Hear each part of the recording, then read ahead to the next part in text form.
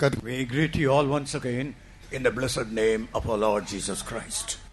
நமது ஆசீர்வதிக்கப்பட்டதான ஆண்டவராகிய இயேசு கிறிஸ்துவின் இனிய நாமத்தில் மறுபடியும் உங்களை நாங்கள் வாழ்த்துகிறோம். For our meditation, let us turn to 1 Corinthians 15th chapter verses 49 to 55. முதலாம் கொரிந்தியர் 15ஆம் அதிகாரம் 49 முதல் 55 வரை உள்ளதான வசன பகுதிகளை தியான பகுதியாக காண்போமாக. மேலும் மன்னானுடைய சாயலை நாம் அணிந்திருக்கிறது போல வானருடைய சாயலையும் அணிந்து கொள்வோம். சகோதரரை, நான் சொல்லுகிறது என்னவெனில், மாம்சமும் இரத்தமும் தேவனுடைய ராஜ்யத்தை சுதந்திரிக்க மாட்டாது, அழிவுள்ளது அழியாமை சுதந்திரிப்பதும் இல்லை. இதோ ஒரு ரகசியத்தை உங்களுக்கு அறிவிக்கிறேன், நாம் எல்லாரும் நித்திரை அடைவதில்லை. ஆகிலும் கடைசிய காலம் தோணிக்கும் போது ஒரு நிமிஷத்திலே ஒரு இமை பொழுதிலே நாம் எல்லாரும் மறுரூபமாக்கப்படுவோம். எக்காலம் தோணிக்கும், அப்பொழுது மரித்தோர் அழிவில்லாதவர்களாய் எழுந்திருப்பார்கள், நாமும் மறுரூபமாக்கப்படுவோம். அழிவுள்ளதாகிய இது அழியாமையையும் சாவுக்கெதுவாய் இது சாவாமையும் தரித்துக் கொள்ள வேண்டும். அழிவுள்ளதாகிய இது அழியாமையையும் சாவுக்கெதுவாய் இது சாவாமையும் தரித்துக் கொள்ளும் போது மரணம் ஜெயமாக விழுங்கப்பட்டது என்று எழுதியிருக்கிற வார்த்தை நிறைவேறும். மரணமே உன் கூரெங்கே, பாதாளமே உன் ஜெயமெங்கே? And as we have borne the image of the earthly, we shall also bear the image of the heavenly. Now this I say, brethren, that flesh and blood cannot inherit the kingdom of God, neither that corruption inherit incorruption. Behold, I show you a mystery. We shall not all sleep, but we shall all be changed in a moment, in the twinkling of an eye, at the last trump. For the trumpet shall sound, and the dead shall be raised incorruptible, and we shall be changed. For this corruptible must put on incorruption, and this mortal must put on immortality. So when this corruptible shall have put on incorruption, and this mortal shall have put on immortality, then shall be brought to pass that saying that is written, death is swallowed up in victory. O death, where is thy sting? O grave, where is thy victory? Praise the Lord. கர்த்தருக்கு ஸ்தோத்திரம். Gospel has got two important messages. சுவிசேஷத்துக்கு இரண்டு முக்கியமான செய்திகள் உள்ளன. Through gospel, the Lord approaches the sinner and brings him to the rest or the spiritual rest. சுவிசேஷத்தின் மூலமாக ஒரு பாவியை ஆன்மீகமான ஒரு இளைப்பாறுதலுக்குள் தேவன் கொண்டு வந்து சேர்க்கிறார். And gospel brings man to forgiveness and enjoy the real what they call fellowship with God. சுவிசேஷம் பாவ மன்னிப்பையும் உண்மையான தேவனோடு ஐக்கிய வாழ்வையும் மனிதனுக்கு கொண்டு வந்து சேர்க்கிறது. But that is only one aspect of the gospel. சுவிசேஷத்தின் ஒரு அம்சம் இதுதான். According to 2 Thessalonians 2nd chapter verse 14, 2 தெசலோனிக்கர் 2ஆம் அதிகாரம் 14ஆம் வசனம், through this gospel you can obtain the glory also.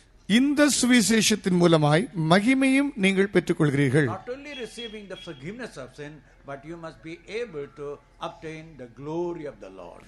நீங்கள் பாவ மன்னிப்பை மாத்திரமல்ல, தேவனுடைய மகிமையும் பெற்றுக்கொள்கிறீர்கள். Gospel brings you the message Jesus Christ came into the world to save the sinners.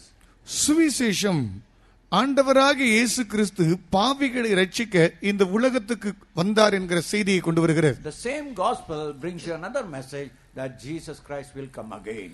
இதே சுவிசேஷமானது இயேசு கிறிஸ்து மறுபடியும் வருவார் என்றும் சொல்கிறது. According to Titus 2nd chapter 13th verse, it became the blessed hope of all the children of God. தீத்து 2ஆம் அதிகாரத்தில் வாசிக்கிறது போல எல்லா தேவனுடைய பிள்ளைகளுக்கும் இது ஒரு ஆசீர்வதிக்கப்பட்ட நம்பிக்கையாக இருக்கிறது. Tonight I will place 3 questions before you. இந்த ராத்திரி வேளையில் 3 கேள்விகளை நான் உங்களுக்கு முன்பாக வைக்கிறேன். On the basis of the 3 questions we will develop the message of the second coming. இந்த 3 கேள்விகளின் அடிப்படையில் இரண்டாம் வருகை என்கிறதான இந்த செய்தியை நாம் கட்டி எழுப்பலாம். The first question is the coming of the Lord is a imagination or a fact or a truth? முதலாவது கேள்வி, இந்த இரண்டாம் வருகை, கர்த்தருடைய வருகையானது இது உண்மையா, அது சத்தியமானதா அல்லது ஒரு கற்பனைக்குரியதா என்று many people think it may be an imagination or a kind of a something which they had cooked up and say that Jesus Christ is coming again. இயேசு கிறிஸ்து வருகிறார் என்று சொல்கிறதான காரியம் அநேகர் இப்படி சொல்வதுண்டு. இது ஒரு கற்பனை தான், ஏதோ கட்டுக்கதை போல இவர்கள் கட்டிவிட்ட ஒரு காரியம். The second question is, if Christ coming is the truth, இரண்டாவது, கிறிஸ்து வருகிறது உண்மையாய் இருக்கும் என்றால் who will be able to meet him in the air or who cannot meet him in the air? இந்த மத்திய ஆகாயத்தில் யார் அவரை சந்திக்க முடியும், யார் சந்திக்க முடியாது? Because generally all the Christians and even believers believe that all believers and all Christians will be able to meet him when he comes.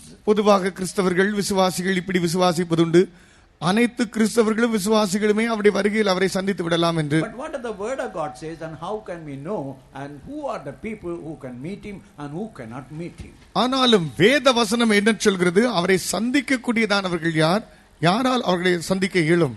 And the third question is what we should do to what you call prepare ourselves to meet him. மூன்றாவது காரியம், அவரை நாம் சந்திப்பதற்கு நாம் என்ன செய்ய வேண்டும்? So now this is on this basis of the three questions we will develop our message. இந்த மூன்று கேள்விகளின் அடிப்படையில் நம்முடைய செய்தியை கட்டி எழுப்பலாம். Now all these things will happen. Now suppose the coming of the Lord is going to happen in the future. இந்த எல்லா காரியங்களுமே, அதாவது கர்த்தருடைய வருகை பற்றியவைகள் இனி வரும் காலத்தில் சம்பவிக்கக்கூடியவைகளாக இருக்கின்றன. How do we know that these things will happen? இவைகள் நடக்கும் என்று எப்படி தெரியும்? It's only because on the one word called faith we believe that Jesus Christ will come again. இயேசு வருவார் என்கிறதான அந்த விசுவாசம் என்கிற ஒரே வார்த்தையில் தான் இவைகள் அனைத்தும் இருக்கிறது. All the other spiritual blessings we can enjoy it now itself. மற்ற எல்லா ஆவிக்குரியதான ஆசீர்வாதங்கள் அனைத்தையும் இப்பொழுதே நாம் அனுபவிக்கலாம். For example, forgiveness of sin, உதாரணமாக பாவ மன்னிப்பு, victorious life, ஜெய ஜீவியம், healing of the body, சரீர சுகம், baptism of the Holy Spirit, பரிசுத்தாவின் ஞானஸ்நானம், and all the other things that you can enjoy it now, and you can say yes, these are real experiences. இவைகள் எல்லாமே இப்பொழுதே நாம் அனுபவித்து இவைகள் எல்லாம் நிஜமான அனுபவங்கள் என்றே சொல்லிவிடலாம். But how do you know that the Lord will come again, and what is the proof for it? ஆண்டவர் மறுபடியும் வருவார் என்பது எப்படி நமக்கு தெரியும்? இது குறித்தான அத்தாட்சி ரூபிக்கக்கூடிய காரியம் தான் என்ன? The only base on which we stand is the scriptures. நாம் நிற்கக்கூடிய ஒரே ஆதாரமான காரியம் வேத வசனமே. In 2 Peter 1st chapter 19 to 21, 2 பேதுரு 1ஆம் அதிகாரம் 19 முதல் 21 வரை உள்ள வசன பகுதியில் Peter clearly says that we don't depend upon the only vision and the voices. நாம் வெறும் சத்தத்தையோ தரிசனத்தை மாத்திரம் நாம் சார்ந்திருக்கிறவர்கள் அல்ல. We believe we stand on the scriptures or the word of God that God has given unto us. தேவன் நமக்கு கொடுத்ததான கர்த்தருடைய வேத வாக்கியங்களை நாம் அதிலே நின்று கொண்டிருக்கிறோம் என்று அவர் சொல்கிறார். Holy prophets of God, they were moved by the Holy Spirit and uttered things, and that is the thing on which we stand. பரிசுத்த தேவனுடைய தீர்க்கதரிசிகள் பரிசுத்த ஆவியினால் ஏவப்பட்டு இந்த வேத வாக்கியங்களை அவர்கள் சொன்னார்கள் என்று சொல்கிறார். So in short, our whole message will stand on the word scripture. சுருக்கமாக சொன்னால் நம்முடைய முழு செய்தியுமே வேத வசனத்தின் அடிப்படையில் இருக்கிறது. If you don't believe the scripture, all what you are going to hear will have no effect on your mind. இந்த வேத வசனத்தை நீ நம்பாத பட்சத்தில் இவைகள் ஒன்றுமே உன்னுடைய மனதிலே பயன் விளைவிக்காது. That's why the Satan is all the time attacks the word of God, the scripture. ஆகவே தான் சாத்தான் எப்போதுமே தேவனுடைய வசனத்தையே அவன் எப்பொழுதும் தாக்கி விடுகிறான். He takes away that belief or the faith in the word of God. கர்த்தருடைய வசனத்தின் மேல் இருக்கிறதான விசுவாசத்தை அவன் எடுத்து போடுகிறான். In 2 Timothy 3rd chapter 16th verse, 2 தீமோத்தேயு 3ஆம் அதிகாரம் 16ஆம் வசனத்தில் these scriptures what we are going to declare you tonight, இந்த ராத்திரி வேளையில் நாங்கள் சொல்ல இருக்கிற இந்த வேத they வாக்கியங்கள் are all inspired, they are all breathed by God. இவைகள் எல்லாம் தேவ ஆவியினாலே ஏவப்பட்டு எழுதப்பட்டன. So it's not breathed, they were not written by men on your own imagination. Even God himself breathed these words. மனுஷன் தன்னுடைய சுய கற்பனையில் இருந்து எழுதப்பட்டதான வார்த்தைகள் இவைகள் அல்ல. தேவன் இந்த வார்த்தைகளை ஏவி ஊதி எழுதியிருக்கிறார். And in John's Gospel 10th chapter verse 35, this word can never be broken. யோவான் 10ஆம் அதிகாரம் 34ஆம் வசனத்தின்படி இந்த வார்த்தை ஒரு நாளும் ஒளிந்து போகாது. Well, that we who are the children of God are able to believe it. தேவனுடைய பிள்ளைகளாகிய நாம் நாம் இதை விசுவாசிக்கிறோம். But today all over the world, especially when you go for the education institutions, they don't believe the scripture as a real the word of God. இன்றைக்கு முழு உலகத்திலும் நாம் பார்ப்போம் என்றால் விசேஷமாக கல்வித்துறைகளில் இவ்விதமாய் இந்த வேத வாக்கியங்கள் தேவனுடைய வார்த்தை என்று அவர்கள் நம்புவதில்லை. And sad to say, in many theological colleges also, they don't believe that the word of God is 100% inspired by the Lord. துக்ககரமான செய்தி என்னவென்றால் வேதாகம நிபுணர் கல்லூரிகளில் கூட இந்த வேத வாக்கியங்கள் எல்லாம் 100% தேவ ஆவியினால் ஏவப்பட்டு எழுதப்பட்டன என்று அவர்கள் நம்புவது கிடையாது. So the question comes, how do we know these scriptures are really inspired by God? இப்பொழுது கேள்வி என்ன தெரியுமா? இந்த வேத வாக்கியங்கள் எல்லாம் உண்மையாகவே தேவ ஆவியினால் ஏவப்பட்டு எழுதப்பட்டவைகள் என்பதற்கு எது அத்தாட்சி? We'll give only 2 examples. 2 உதாரணங்களை சொல்லலாம். In America, in one university, some hydraulic engineers, they were all discussing and they were all listening to a particular lecture. அமெரிக்காவில் ஹைட்ராலிக் இன்ஜினியரிங் இருக்கதான அந்த பொறியியலாளர்கள் எல்லாம் ஒரு குறிக்கப்பட்டதான காரியத்தை அலசி ஆராய்ந்து கொண்டிருந்தார்கள். And the professor told, give me a measurement by which you make a ship and the ship will never sink in the sea. அப்பொழுது அங்கிருந்த பேராசிரியர் சொன்னார், ஒரு கப்பல் கட்டுவதற்குரிதான ஒரு அளவை கொடுங்கள், அந்த அளவின்படி கட்டினால் அந்த கப்பல் மூழ்காமல் இருக்க வேண்டும், அப்படிப்பட்டதை கொடுங்கள் என்றார். So these engineers brought about so many measurements but which could not fit that real picture. அந்த இன்ஜினியர்மார்கள் எல்லாரும் பலவிதமான அளவுகளை கொண்டு வந்து கொடுத்தார்கள். அது உண்மையான காரியத்துக்கு கைகூடி வரவில்லை. Finally the professor told, கடைசியாக பேராசிரியர் சொன்னார், I am not a Christian as you are. நீங்கள் இருப்பது போல நான் ஒரு கிறிஸ்தவன் அல்ல. But many of you read the Bible. உங்களில் அநேக வேதாகமத்தை படிக்கிறீர்கள். You believe that Bible. அந்த வேதத்தை நம்பவும் செய்கிறீர்கள். Now in the word of God it is clearly written, God told Moses to make an ark. இந்த வேதத்தில் தேவன் இந்த நோவாவை ஒரு பேழையை உண்டு பண்ணும்படியாக சொன்னார். You look at the measurements which God gave to Noah. இந்த நோவாவுக்கு தேவன் கொடுத்ததான அந்த அளவை பாருங்கள். If you make a ship according to those measurements, that ship will never sink. நீங்கள் ஒரு கப்பலை அந்த அளவின்படி செய்வீர்கள் என்றால் அது மூழ்காது. So that shows that scripture is not inspired but written by man on his own imagination but inspired of God. ஆகவே இது வேத வாக்கியங்கள் மனுஷனுடைய வார்த்தைகளால் சொல்லப்படாமல் தேவ ஆவியினால் ஏவப்பட்டு எழுதப்பட்டவைகள் என்பதை ரூபித்து காட்டுகிறது. And the second example in 2 Peter 3rd chapter 7 to 10. 2 பேதுரு 3ஆம் அதிகாரம் 7 முதல் 10 வரை உள்ள வசனங்களில் இரண்டாவது உதாரணமாக, there you find how the world will be what they call end or destroyed by fire.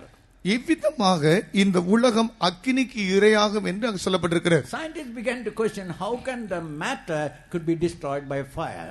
அப்பொழுது விஞ்ஞானிகள் எப்படி இந்த அணு அக்கினியினால் இரையாகும் என்று வியந்தார்கள். According to their theory, matter is eternal, it can never be destroyed. அவர்களுடைய கூற்றின்படி அணு என்பது அழிக்க முடியாத நித்தியமாக இருக்கக்கூடிய ஒன்று. But in the year 1945, 1945ஆம் ஆண்டு, when Hiroshima and Nagasaki were destroyed by atomic bombs, அணுகுண்டு வீசி ஹிரோஷிமா நாகசாகி பட்டணங்கள் அழிக்கப்பட்ட போது, due to intense heat, that many, even the buildings, even the men's bones were melted. அங்கு உண்டானதான அதிக வெப்பத்தின் நிமித்தமாக கட்டடங்கள் மனுஷனுடைய எலும்புகள் கூட உருகி போயிற்று. And they now believe that the world could be destroyed by fire. இப்பொழுது விசுவாசிக்கிறார்கள் உலகம் அக்கினிக்கு இரையாக வாய்ப்புண்டு. And they know the word of God is not a human invention, it's inspired by God. வேத வாக்கியங்கள் மனுஷனுடைய ஒரு காரியம் அல்ல, அது தேவனுடைய ஆவியினால் எழுதப்பட்டு ஏவப்பட்டன என்று இப்படி நம்புகிறார்கள். The hope of the second coming, இந்த வருகை, அவருடைய இரண்டாம் வருகையுடைய நம்பிக்கை, it cannot be appealing to everybody.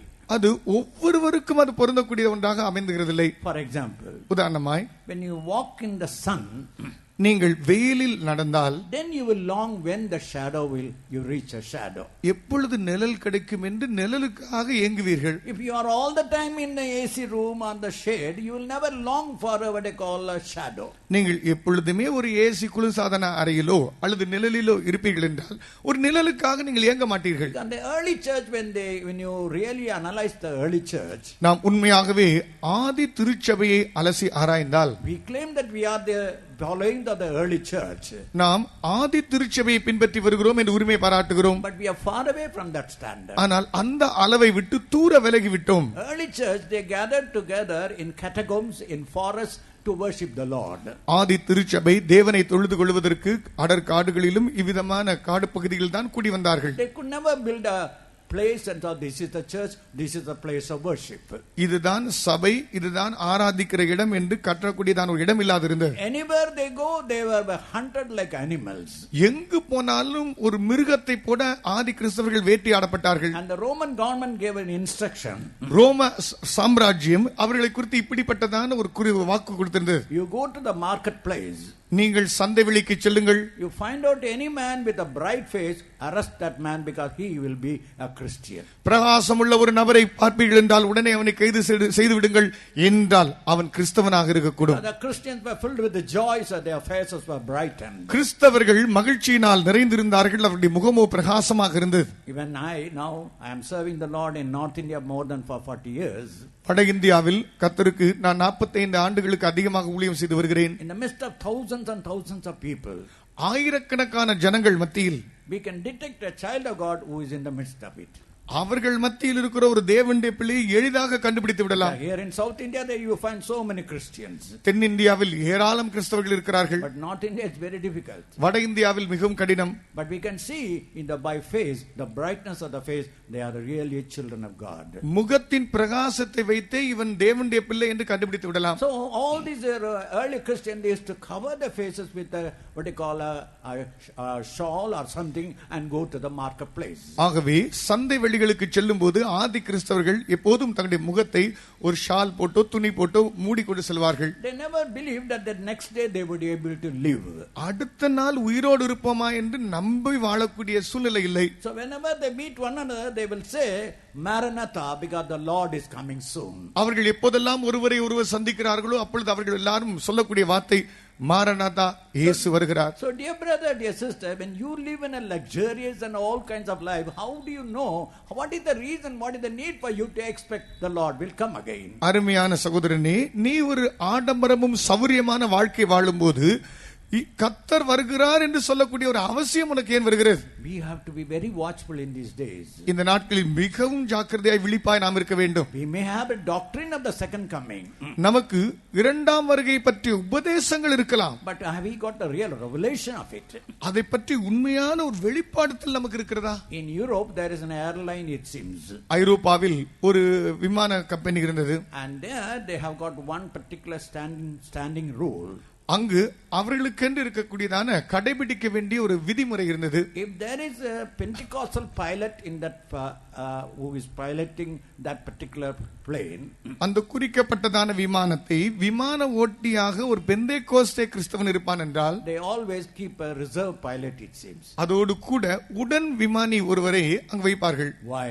ஏன்? That the Lord will come and this Pentecostal pilot will go and the plane should not crash. கர்த்தர் வருவார், அப்பொழுது பெந்தேகோஸ்தே விமானம் ஓட்டுகிறவன் அவன் பறந்து போய் விடுவான். அந்த அப்படிப்பட்ட சூழ்நிலையில் ஓடிக்கொண்டிருக்கிற பறக்கிற விமானம் விபத்துக்குள்ளாக கூடாது. See, they are commercial airlines, but yet they see the way to believe the coming of the Lord. வியாபாரத்துக்காக இயங்குகிறதான ஒரு விமான கம்பெனி எவ்விதமாக அவர்களுக்கு ஒரு வெளிப்படுத்தல் இருக்கிறது. That was the base of this particular mission. இந்த சபையினுடைய ஆரம்ப அடிப்படை காரியம் அதுதான். Early morning 4 o'clock servants of God will come and stand in the marketplace. அதிகாலை 4 மணிக்கு சந்தை வெளிகளில் கர்த்தருடைய ஊழியக்காரர்கள் வந்து நிற்பார்கள். And they will shout, the Lord is coming, the Lord is coming. கர்த்தர் வருகிறார், கர்த்தர் வருகிறார் என்று சத்தம் போட்டு சொல்வார்கள். We were all Anglican church people, we laughed at them. Where these madmen are coming, the Lord is coming, the Lord is coming. Anglican சபையைச் சேர்ந்ததான ஒரு உறுப்பினராக நான் இருந்தேன். அப்போதெல்லாம் நாங்கள் வியப்பதுண்டு, கர்த்தர் வருகிறார், கர்த்தர் வருகிறார் என்று விதமாக கத்திக் கொண்டிருக்கிறார்களே என்று நாங்கள் வியப்பதுண்டு. But their life really confirmed. ஆனால் அவர்கள் வாழ்ந்த வாழ்க்கை உண்மையாகவே அதுக்கு ஒத்திருந்தது. They lived in rented houses. அவர்கள் வாடகை வீடுகளில் இருந்தார்கள். And the only vehicle they could possess was a cycle. அவர்களுக்கென்று சொந்தமாக இருந்த வாகனம் சைக்கிள் மாத்திரம்தான். Only a pastor can have a cycle. Pastor மாத்திரம்தான் ஒரு சைக்கிள் வைத்திருப்பார். And the food they do not know next time what type of food they will get. சாப்பாடம் ஆகாரத்தை பொறுத்த விஷயத்தில் அடுத்து எப்படிப்பட்ட ஆகாரம் கிடைக்கும் என்று கூட அவர்களுக்கு தெரியாது. Every time they were looking, Maranatha, the Lord is coming, the Lord is coming. எப்பொழுது பார்த்தாலும் மாரநாதா, கர்த்தர் வருகிறார், கர்த்தர் வருகிறார் என்று சொல்லிக் கொண்டிருந்தார்கள். But now when you compare ours alive with those really saints of God, இன்றைக்கு நாம் வாழ்கிறதான நம்முடைய வாழ்க்கை அன்றைக்கு இருந்த பரிசுத்தவான்களோடு ஒப்பிட்டு பார்த்தால் we live far away from that standard. அந்த அளவை விட்டு மிகவும் தூரமாக வாழ ஆரம்பித்து விட்டோம். I come from Anglican church. Anglican சபையினுடைய பின்னணியில் நான் வந்தவன். Whenever there is a funeral procession, எப்போதெல்லாம் ஒரு அடக்க ஆராதனையின் பவனி இருக்குமோ, we choir people, we used to sing a song and go and walking ahead of the coffin. அந்த பிரேத பெட்டிக்கு முன்பாக பாடகர் குழுவையை சேர்ந்ததான நாங்கள் பாடிக்கொண்டே முன்னே செல்வதுண்டு. We never thought about that word, but yet we sang that song.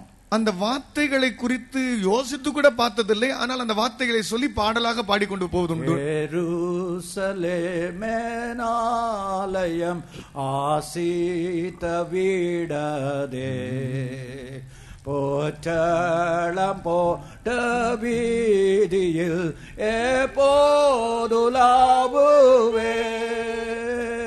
எப்போதுலாவுவேன் போற்றளம் போட்ட வீதியில் எப்போதுலாவுவேன். We sang, but we never knew the meaning of it. அந்த பாடல்களை பாடினோம், அதனுடைய அர்த்தம் என்னதென்று எங்களுக்கு தெரியாது. But now we know the meaning of it. ஆனால் இப்பொழுதோ அதனுடைய அர்த்தம் என்னதென்று தெரியும். So dear child of God, dear Christian brother, we are not telling something new. அருமையான தேவனுடைய பிள்ளையே, கிறிஸ்தவ நண்பா, ஏதோ ஒரு நூதனமான புதிய காரியத்தை சொல்ல வரவில்லை. What you are singing, what you are believing, we are telling it in a practical way that you may really understand it and get ready for the soon coming. நீங்கள் சொல்கிறதும் பாடலாக பாடுகிறதும் இன்னதென்று விளங்கிக் கொண்டு உண்மையான ஒரு வாழ்க்கை வாழ்ந்து அவருடைய வருகைக்கு ஆயத்தப்பட வேண்டும் என்பதற்கே பேசுகிறேன். Now the coming of the Lord, first of all, we have been two proofs for it. கர்த்தருடைய வருகையை பொறுத்த விஷயத்தில் இரண்டு அத்தாட்சிகள் இருக்கின்றன. One is the biblical proof. ஒன்று வேதாகம விவிலிய சம்பந்தமான உண்மை. The other is the prophetical proof and the signs of the last days. மற்றது தீர்க்கதரிசன ரீதியாக இருக்கக்கூடிய உண்மை, கடைசி காலத்தை பற்றியவைகள். Now kindly read John's Gospel 14th chapter verses 1 to 3. யோவான் 14ஆம் அதிகாரம் முதல் 3 வசனங்களை தயவு செய்து வாசியுங்கள். உங்கள் இருதயம் கலங்காதிருப்பதாக தேவனிடத்தில் விசுவாசமாயிருங்கள், என்னிடத்திலும் விசுவாசமாயிருங்கள். என் பிதாவின் வீட்டில் அநேக வாசஸ்தலங்கள் உண்டு. அப்படி இல்லாதிருந்தால் நான் உங்களுக்கு சொல்லியிருப்பேன். ஒரு ஸ்தலத்தை உங்களுக்காக ஆயத்தம் பண்ண போகிறேன். நான் போய் உங்களுக்காக ஸ்தலத்தை ஆயத்தம் பண்ணின பின்பு நான் இருக்கிற இடத்திலே நீங்களும் இருக்கும்படி நான் மறுபடியும் வந்து உங்களை என்னிடத்தில் சேர்த்துக் கொள்வேன். Let not your heart be troubled. Ye believe in God, believe also in me. In my Father's house are many mansions. If it were not so, I would have told you. I go to prepare a place for you. And if I go and prepare a place for you, I will come again and receive you unto myself, that where I am, there ye may be also. Here Jesus himself says, I will come again. இங்கு இயேசு தாமே சொல்கிறார், நான் மறுபடியும் வருவேன். Leaders came into the world, they preached so many good things, but they died and they are no more. தலைவர்கள் இந்த பூமிக்கு வந்தார்கள், அவர்கள் ஏராளம் நல்ல காரியங்களை சொன்னார்கள், ஆனால் மரித்தார்கள், இனி அவர்கள் இல்லை. No one was able to say, I will come again. அவர்களில் ஒருவனும் கூட நான் திரும்பி வருவேன் என்று சொல்லவில்லை. But here Christ says, I will come again to take you where I am. ஆனால் இங்கு கிறிஸ்துவோ, நான் எங்கே இருக்கிறேனோ அங்கே உங்களை சேர்த்துக் கொள்ளும்படி மறுபடியும் வருவேன் என்கிறார். Now read Acts of the Apostle, 1st chapter, 11th verse. அப்போஸ்தலர் நடபடிகள் 1ஆம் அதிகாரம் 11ஆம் வசனத்தை வாசியுங்கள். கலிலேய நகரை மனுஷரை, நீங்கள் ஏன் வானத்தை அண்ணாந்து பார்த்து நிற்கிறீர்கள்? உங்களிடத்தில் நின்று வானத்துக்கு எடுத்துக் கொள்ளப்பட்ட இந்த இயேசுவானவர் எப்படி உங்கள் கண்களுக்கு முன்பாக வானத்துக்கு எழுந்தருளி போனாரோ அப்படியே மறுபடியும் வருவார் என்றார்கள். Which also said, Ye men of Galilee, why stand ye gazing up into heaven? The same Jesus which is taken up from you into heaven shall so come in like manner as ye have seen him go into heaven. Now angels are telling, the same Jesus which you saw that were taken up to heaven will come up again in the same manner. இப்பொழுது தேவதூதர்கள் சொல்கிறார்கள், நீங்கள் ஏறெடுத்துக் கொள்ளப்பட்டதை பார்க்கிற இந்த இயேசுவானவர் இப்படியே மறுபடியும் வருவார். So the angels confirmed that Christ coming is a fact. இயேசு வருவது ஒரு உண்மை என்று தூதர்கள் ஊர்ஜிதப்படுத்தினார்கள். And in 1 Thessalonians 4th chapter 16 and 17 and 18 we read. முதலாம் தெசலோனிக்கேயர் 4ஆம் அதிகாரம் 16, 17, 18 வசனங்களில், There with the apostolic church also believed that the Lord will come back again. அப்போஸ்தலர் சபையும் கூட கர்த்தர் சீக்கிரம் மறுபடியும் வருவார் என்று அவர்கள் விசுவாசித்தார்கள். So 3 biblical proofs. Jesus himself told, I will come again. 3 வேதாகம சம்பந்தமான உண்மைகள். ஒன்று இயேசு தாமே சொன்னார். Second, the angels confirmed it. இரண்டாவது தூதர்கள் அதை உறுதிப்படுத்தினார்கள். And third, the apostles also believed it. மூன்றாவது அப்போஸ்தலர்களும் அதை நம்பினார்கள். But one thing, apostles believed that this is coming will be during their own lifetime. ஆனால் ஒரு காரியம், இந்த அப்போஸ்தலர்கள் இந்த இயேசுவானவர் வருவது தாங்கள் வாழ்கிற அந்த நாட்களிலே நடந்துவிடும் என்று நம்பினார்கள். They were very sincere, but they did not know there are certain prophecies that to be fulfilled before the coming of the Lord. அவர்கள் அவ்வளவு உண்மையும் உத்தமமாக இருந்தார்கள். ஆனாலும் கர்த்தருடைய வருகைக்கு முன்பே சில வாக்குத்தத்தங்கள் நிறைவேற்றப்பட வேண்டும், வசனங்கள் நிறைவேற்றப்பட வேண்டும் என்பதை அவர்கள் உணராதிருந்தார்கள். In the text that we read in the 1 Thessalonians 4th chapter, முதலாம் தெசலோனிக்கர் 4ஆம் அதிகாரத்தில் வாசித்ததான அந்த வேத பகுதி, there one particular word is used. அங்கே ஒரு குறிக்கப்பட்டதான வசனம் உபயோகப்படுத்தப்பட்டிருக்கிறது. When the Lord cometh, we will be taken up. கர்த்தர் வருவார், நாம் எடுத்துக்கொள்ளப்படுவோம். We will be caught up. நாம் எடுத்துக்கொள்ளப்படுவோம். That word Greek is rapture. அந்த வார்த்தை கிரேக்க மொழியில் நாம் அப்படியே எடுத்துக்கொள்ளப்படுவோம். That meaning of the word is somebody comes and robs you from your place. அந்த வார்த்தையின் அர்த்தம் நீங்கள் இருக்கிற இடத்திலிருந்து யாரோ ஒருவர் வந்து உங்களை திருடி கொண்டு போவார். Or like an eagle that comes and seizes the prey and takes it away. ஒரு கழுகு பறந்து வந்து தன்னுடைய புசிக்கக்கூடிய ஆகாரத்தை அப்படியே எடுத்து பட்சித்துக் கொண்டு போவது போல. So the first coming is a kind of a secret coming where a thief come to robs you. முதலாவது அவருடைய வருகையானது ஒரு திருடன் திருட வருகிற விதமாக இருக்கும். In Matthew's Gospel 24th chapter verse 43, மத்தேயு சுவிசேஷம் 24ஆம் அதிகாரம் 43ஆம் வசனத்தில் Jesus told it will be like a thief coming into a house. ஒரு வீட்டுக்குள் திருடன் வருகிற விதமாக அது இருக்கும். When a thief comes to a house, ஒரு திருடன் வீட்டுக்கு வரும்போது he will not go after the broken chair and broken wooden part and other thing. He will go where the gold and the silver is there. உடைஞ்ச நாற்காலி, மண் சட்டிகள் இவைகளுக்கு பின்பாக அவன் போக மாட்டான். அவனோ விலையேறப்பெற்ற காரியங்களுக்கு பின்பாக செல்வான். So when Jesus as a thief cometh secretly, he comes for a treasure that is in the church. இயேசு ஒரு திருடன் வருகிற விதமாக வரும்போது அவரோ விலையேறப்பட்டதான சம்பத்தை சேர்க்க தன்னுடைய சபையை சேர்க்க வருகிறார். Second, in the same chapter, Matthew's Gospel 24 verse 31, மத்தேயு சுவிசேஷம் 24ஆம் அதிகாரம் 31ஆம் வசனத்தில் இரண்டாவதாக, he will send his angels and gather.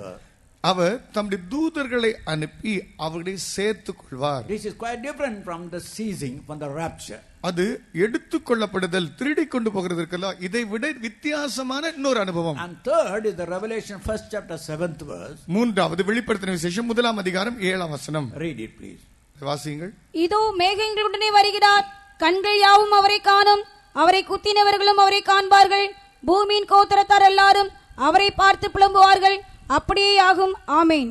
Behold, he cometh with clouds, and every eye shall see him, and they shall also which pierced him, and all kindreds of the earth shall wail because of him.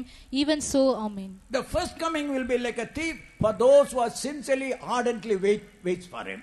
இந்த இரண்டாம் வருகையின் முதல் பகுதி அவருடைய வருகை ஆவலோடு எதிர்பார்த்துக் கொள்கிறவர்களுக்காக ரகசியமாக வருகிறதாக இருக்கும். But the third appearance for those who pierced him, and they will begin to mourn and bewail and cry.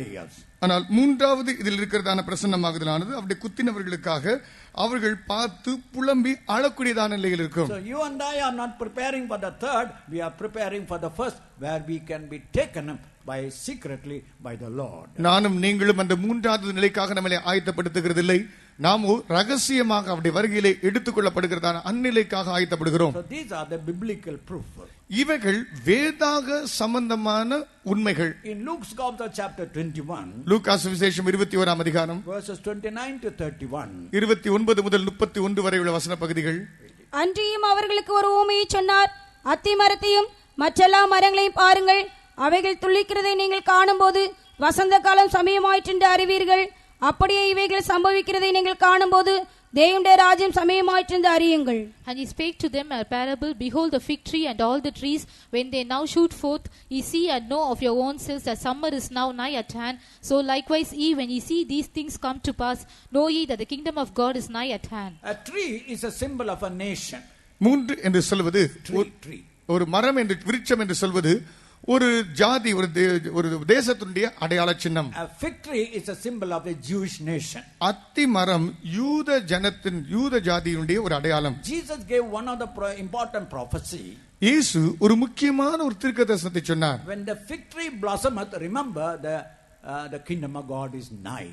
அத்தி மரம் துளிர் விடுவதை காணும் போது தேவனுடைய ராஜ்யம் சமீபமா இருக்கிறது என்பதை காணுங்கள். When he was in this world, அவர் தாம் இந்த பூமியிலே இருந்தபோது he told two important prophecies. இரண்டு முக்கியமான தீர்க்கதரிசனங்களை சொன்னார். One, the temple in Jerusalem would be destroyed. ஒன்று, எருசலேமில் இருக்கிறதான தேவாலயம் அழிக்கப்பட வேண்டும். Second, the Jews will be scattered all over the world. இரண்டாவது, யூதர்கள் பூமி அனைத்துக்கும் சிதறடிக்கப்பட வேண்டும். The temple in Jerusalem was destroyed in AD 70.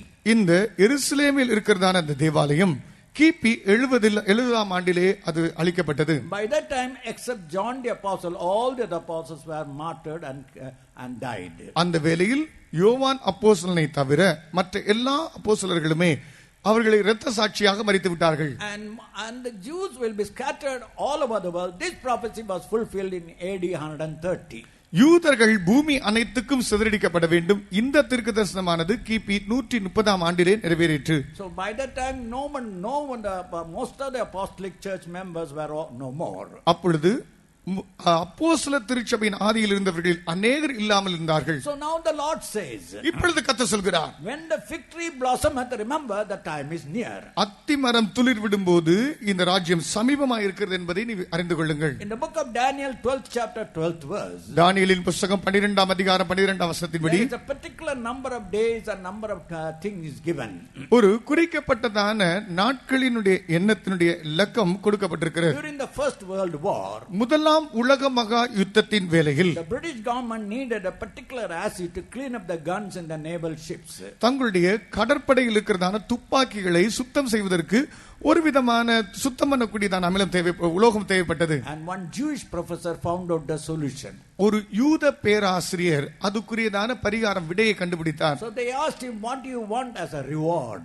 அதற்கு பிரதிபலனாக பரிசாக உமக்கு என்ன வேண்டும் என்று இவர்கள் He கேட்டார்கள். said, I don't want anything as a reward. இந்த யூத பேராசிரியரோ, எனக்கு வெகுமதியாக வேறு ஒன்று வேண்டாம். My people are scattered all over the world. என் ஜனம் பூமி அனைத்துக்கும் சிதறுண்டு I போயிருக்கிறது. want them all to come back again. சிதறுண்ட என் ஜனம் திரும்பமாக திரும்பி வர So வேண்டும். in the year 1917, 1917ஆம் ஆண்டு November 2nd, நவம்பர் மாதம் 2ஆம் தேதி there was a declaration called Balfour Declaration. பால்போர் ஒப்பந்தம் என்ற ஒரு ஒப்பந்தம் உண்டாயிற்று. According to that, all the Jews all over the world can come back to their own land. அந்த ஒப்பந்தத்தின் ஆதாரத்தின் பலத்திலே சிதறி இருக்கிறதான யூதர்கள் தங்கள் தாயகம் திரும்பலாம். In 1948, they got their state. 1948ஆம் ஆண்டு யூதர்கள் தங்களுடைய மாநிலத்தை தாயகத்தை பெற்றார்கள். In 1967, Jerusalem became their capital city. 1967ஆம் ஆண்டு எருசலேம் அவருடைய தலைநகராயிற்று. So that shows that the prophecy regarding the Jews almost fulfilled before our own eyes.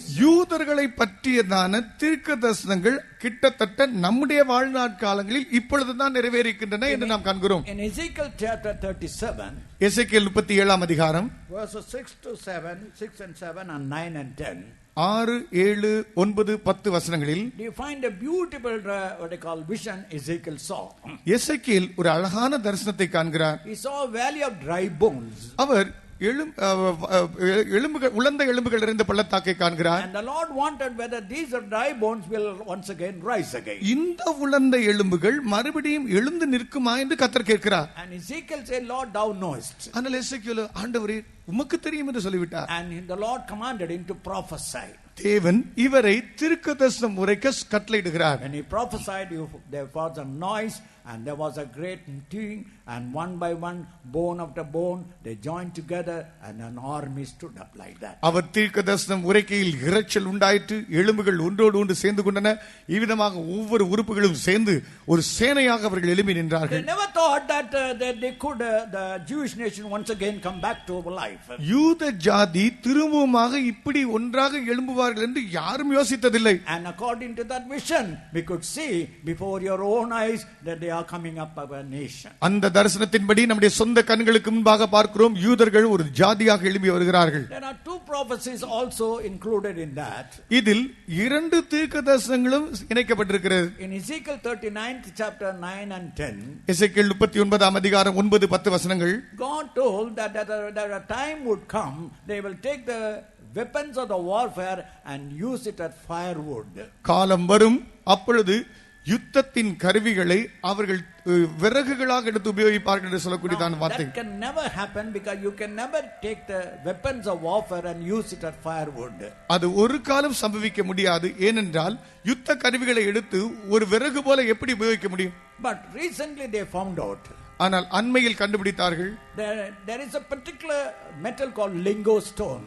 லிங்கோ stone என்று ஒரு குறிக்கப்பட்டதான உலோகம் இருந்தது. When you make a metal or a weapon out of the lingo stone, இந்த லிங்கோ stone என்கிறதான இதை வைத்து ஒரு கருவியோ ஒரு யுத்த கருவியை உண்டாக்கினால் you can use it as a weapon, you can use it as a firewood. அதை ஒரு யுத்த கருவியாகவும் உபயோகப்படுத்தலாம், அதே நேரத்தில் விறகாகவும் உபயோகப்படுத்தலாம். And they have found out most of the weapons used by Russians are made out of lingo stone. ரஷ்யர்கள் உபயோகப்படுத்தின அதிகமான யுத்த கருவிகள் லிங்கோ ஸ்டோன் உலோகத்தினாலே உண்டாக்கப்பட்டன என்று கண்டுபிடித்தார்கள். So these prophecies is also confirming that the Lord's word, that the time has come again.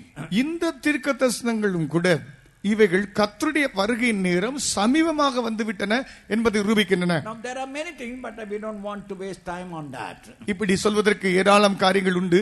நேரத்தை இதில் செலவழிக்க நான் வாஞ்சிக்கவில்லை. Now all over the world you find an economic depression.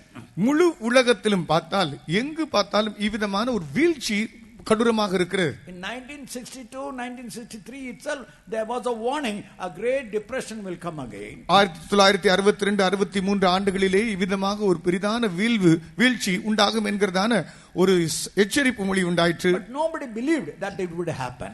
இப்படி நடக்கும் என்று யார் விசுவாசித்ததில்லை. But you see it before your own eyes. உடைய சொந்த கண்களுக்கு முன்பாக இப்பொழுது பார்க்கிறீர்கள். Now this depression will have brought about one question. இப்படிப்பட்டதான வீழ்ச்சிகள் ஒரு கேள்வியை கொண்டு வருகிறது. Who can solve and bring that world out of this depression?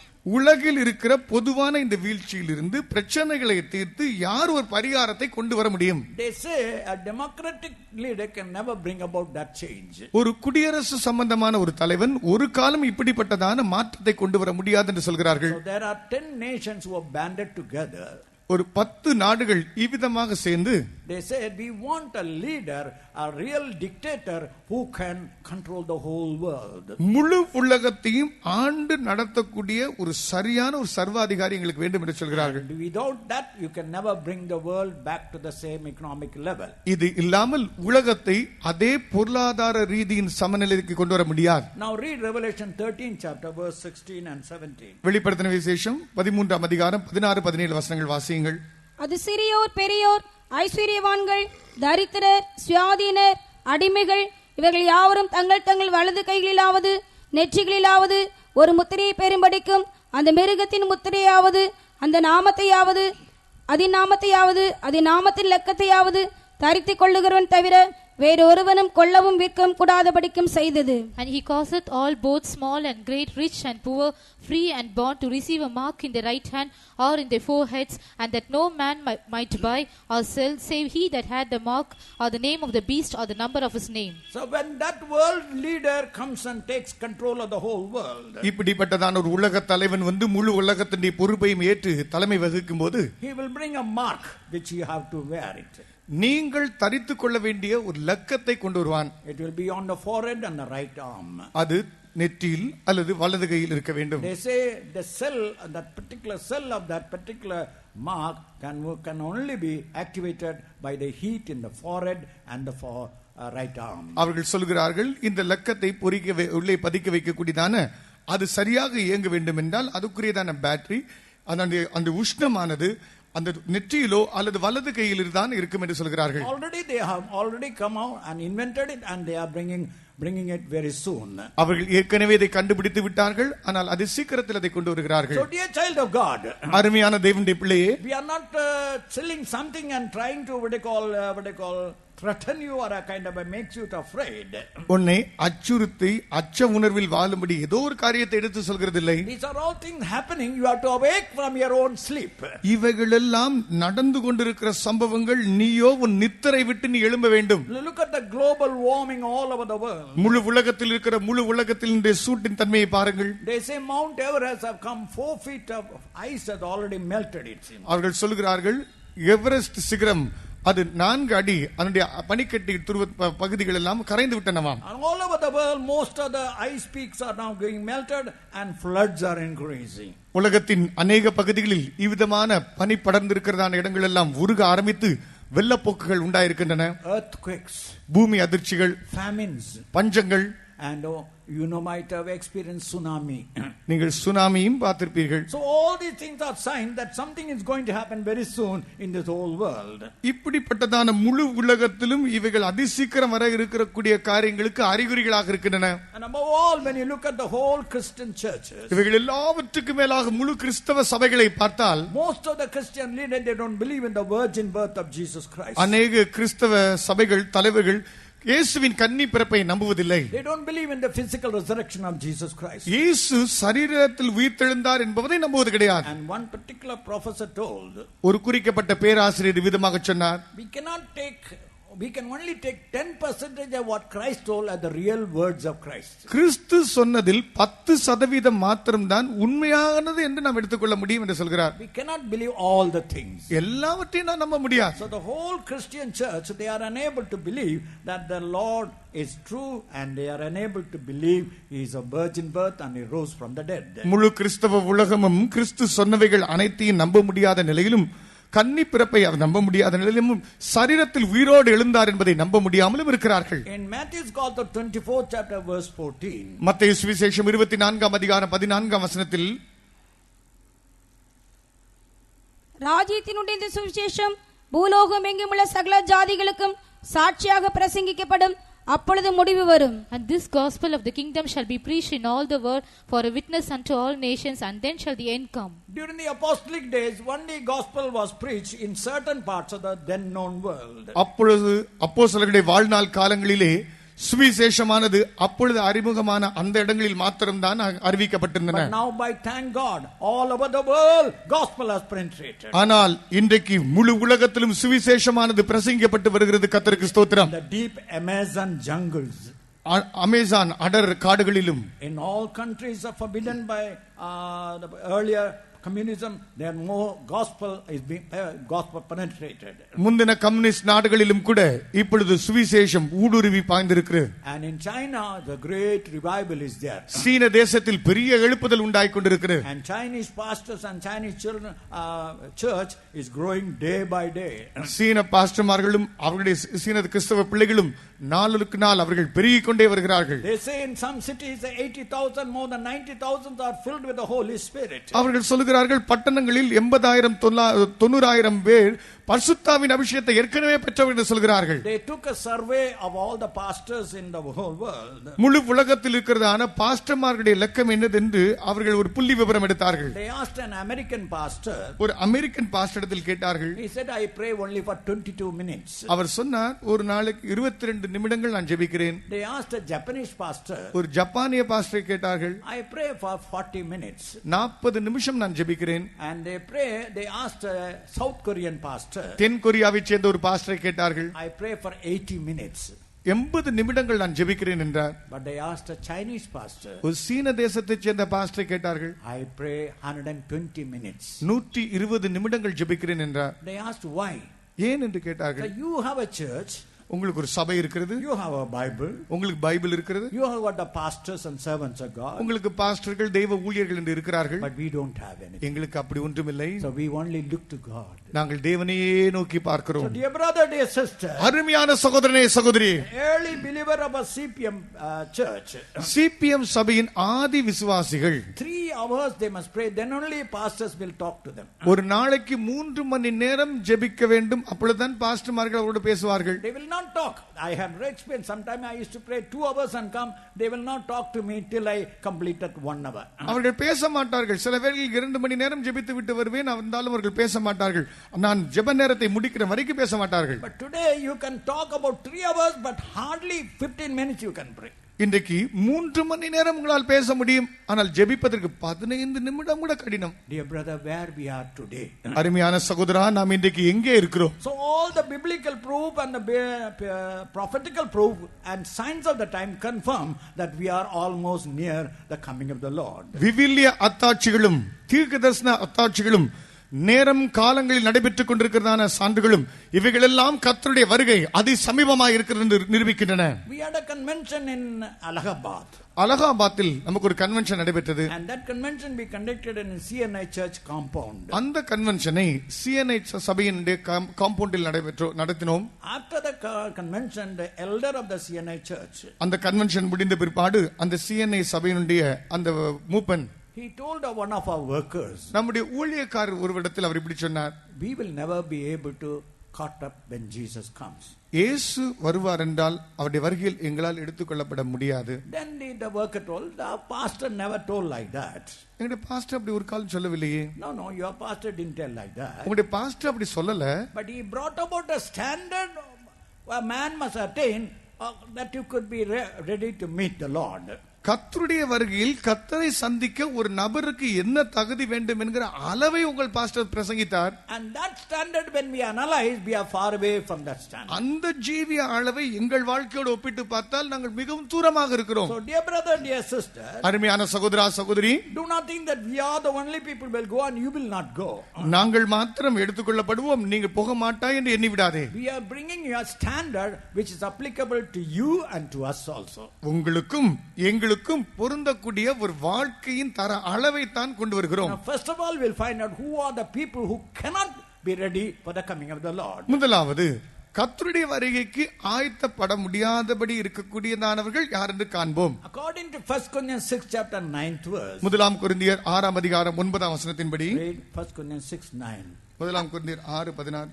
அநியாயக்காரர் தேவனுடைய ராஜ்யத்தை சுதந்தரிப்பதில்லை என்று அறியீர்களா? வஞ்சிக்கப்படாதிருங்கள். வேசி மார்க்கத்தாரும் விக்கிரகாராதனைக்காரரும் விபச்சாரக்காரரும் சுய புணர்ச்சிக்காரரும் ஆண் புணர்ச்சிக்காரரும். Know ye not that the unrighteous shall not inherit the kingdom of God? Be not deceived, neither fornicators, nor idolaters, nor adulterers, nor effeminate, nor abusers of themselves with mankind. திருடரும் பொருளாசைக்காரரும் வெறியரும் உதாசீனரும் கொள்ளைக்காரரும் தேவனுடைய ராஜ்யத்தை சுதந்தரிப்பதில்லை. These people, it's impossible for them to be ready to meet the Lord. இப்பொழுது வாசிக்க கேட்ட இவர்கள் தேவனை சந்திப்பதற்கு முடியாத கூடாத காரியம். In Galatians 5th chapter 19 to 21. கலாத்தியர் 5ஆம் அதிகாரம் 19 முதல் 21 வரை உள்ள வசனங்கள். Again you find a group of people who live in sin. இங்கேயும் பாவத்தில் வாழ்க்கை செய்யக்கூடிய ஒரு கூட்டம் ஜனத்தை பார்க்கிறோம். So as long as a man lives in sin, he can never think that he can be ready to meet the Lord. ஒருவன் பாவத்தில் வாழ்க்கை செய்யும் அளவும் கர்த்தரை சந்திக்க முடியும் என்று அவன் யோசிக்கவே முடியாது. He may belong to any religion, he may be a Christian, he may even belong to Pentecostal church. கிறிஸ்தவனோ Pentecost சபையைச் சேர்ந்த ஒரு ஆளாக கூட இருக்கட்டும், எந்த மதத்தையும் தழுவி இருக்கட்டுமே, As long as you live in sin, you can never get ready for the coming of பாவத்தில் வாழ்க்கை செய்யும் வரைக்கும் ஒரு நாளும் கர்த்தருடைய வருகையில் அவர் சந்திக்க முடியாது. That's why on the very first day and the second day we brought a message of salvation by which you can really be delivered from the life of sin. ஆகவே தான் முதல் 2 நாட்களில் பாவமுள்ள வாழ்க்கையிலிருந்து எப்படி விடுதலையாக்கப்பட வேண்டும் என்கிறதான செய்தியை கொண்டு வந்தோம். And Hebrews 6 chapter 4th verse we read. எபிரேயர் 6ஆம் அதிகாரம் 4ஆம் வசனத்தில் காணும்போது, After knowing the Lord and obeying in waters of baptism. ஆண்டவரை அறிந்து தண்ணீர் ஞானஸ்நானத்துக்கு கீழ்ப்படிந்த பிற்பாடு, After receiving the Holy Spirit. பரிசுத்தாவின் அபிஷேகத்தை பெற்ற பிற்பாடு, If you willfully go back and commit sin in your life. மனப்பூர்வமாய் உங்கள் வாழ்வில் போய் பாவம் செய்தால், And it is very difficult for you to come back to repentance. நீங்கள் மனம் திரும்புதலுக்குள் திரும்பி வருவது கூடாத காரியம். Even God can bring you back, but it's very difficult for you to repent. தேவனால் உங்களை கொண்டு வரக்கூடும், ஆனால் மனம் திரும்புவது உங்களால் சாத்தியமாகாது. So if there is anyone who has once received a spiritual blessing and gone away from the Lord, ஆவிக்குரிய அனுபவத்தை முன்னே தான் பெற்றிருந்தும் பிற்பாடு தான் பின்வாங்கி சென்றிருந்த ஒருவன் இருந்தால், tonight the Lord is calling you. இந்த ராத்திரியில் அப்படிப்பட்டவர் இருந்தால் அவர்களை தேவன் அழைக்கிறார். Brother, sister, come back that you might be able to receive the grace of the Lord. சகோதரா சகோதரி, தேவனுடைய கிருபையை பெற்றுக்கொள்ளும்படி திரும்ப நீ ஓடி வா.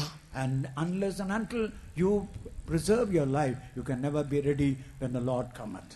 உன்னுடைய ஜீவியத்தை நீ பாதுகாக்காத பட்சத்தில் கர்த்தருடைய வருகைக்கு உன்னை நீ ஆயத்தப்படுத்திக் கொள்ள முடியாது. According to Matthew's Gospel 25th chapter verse 30.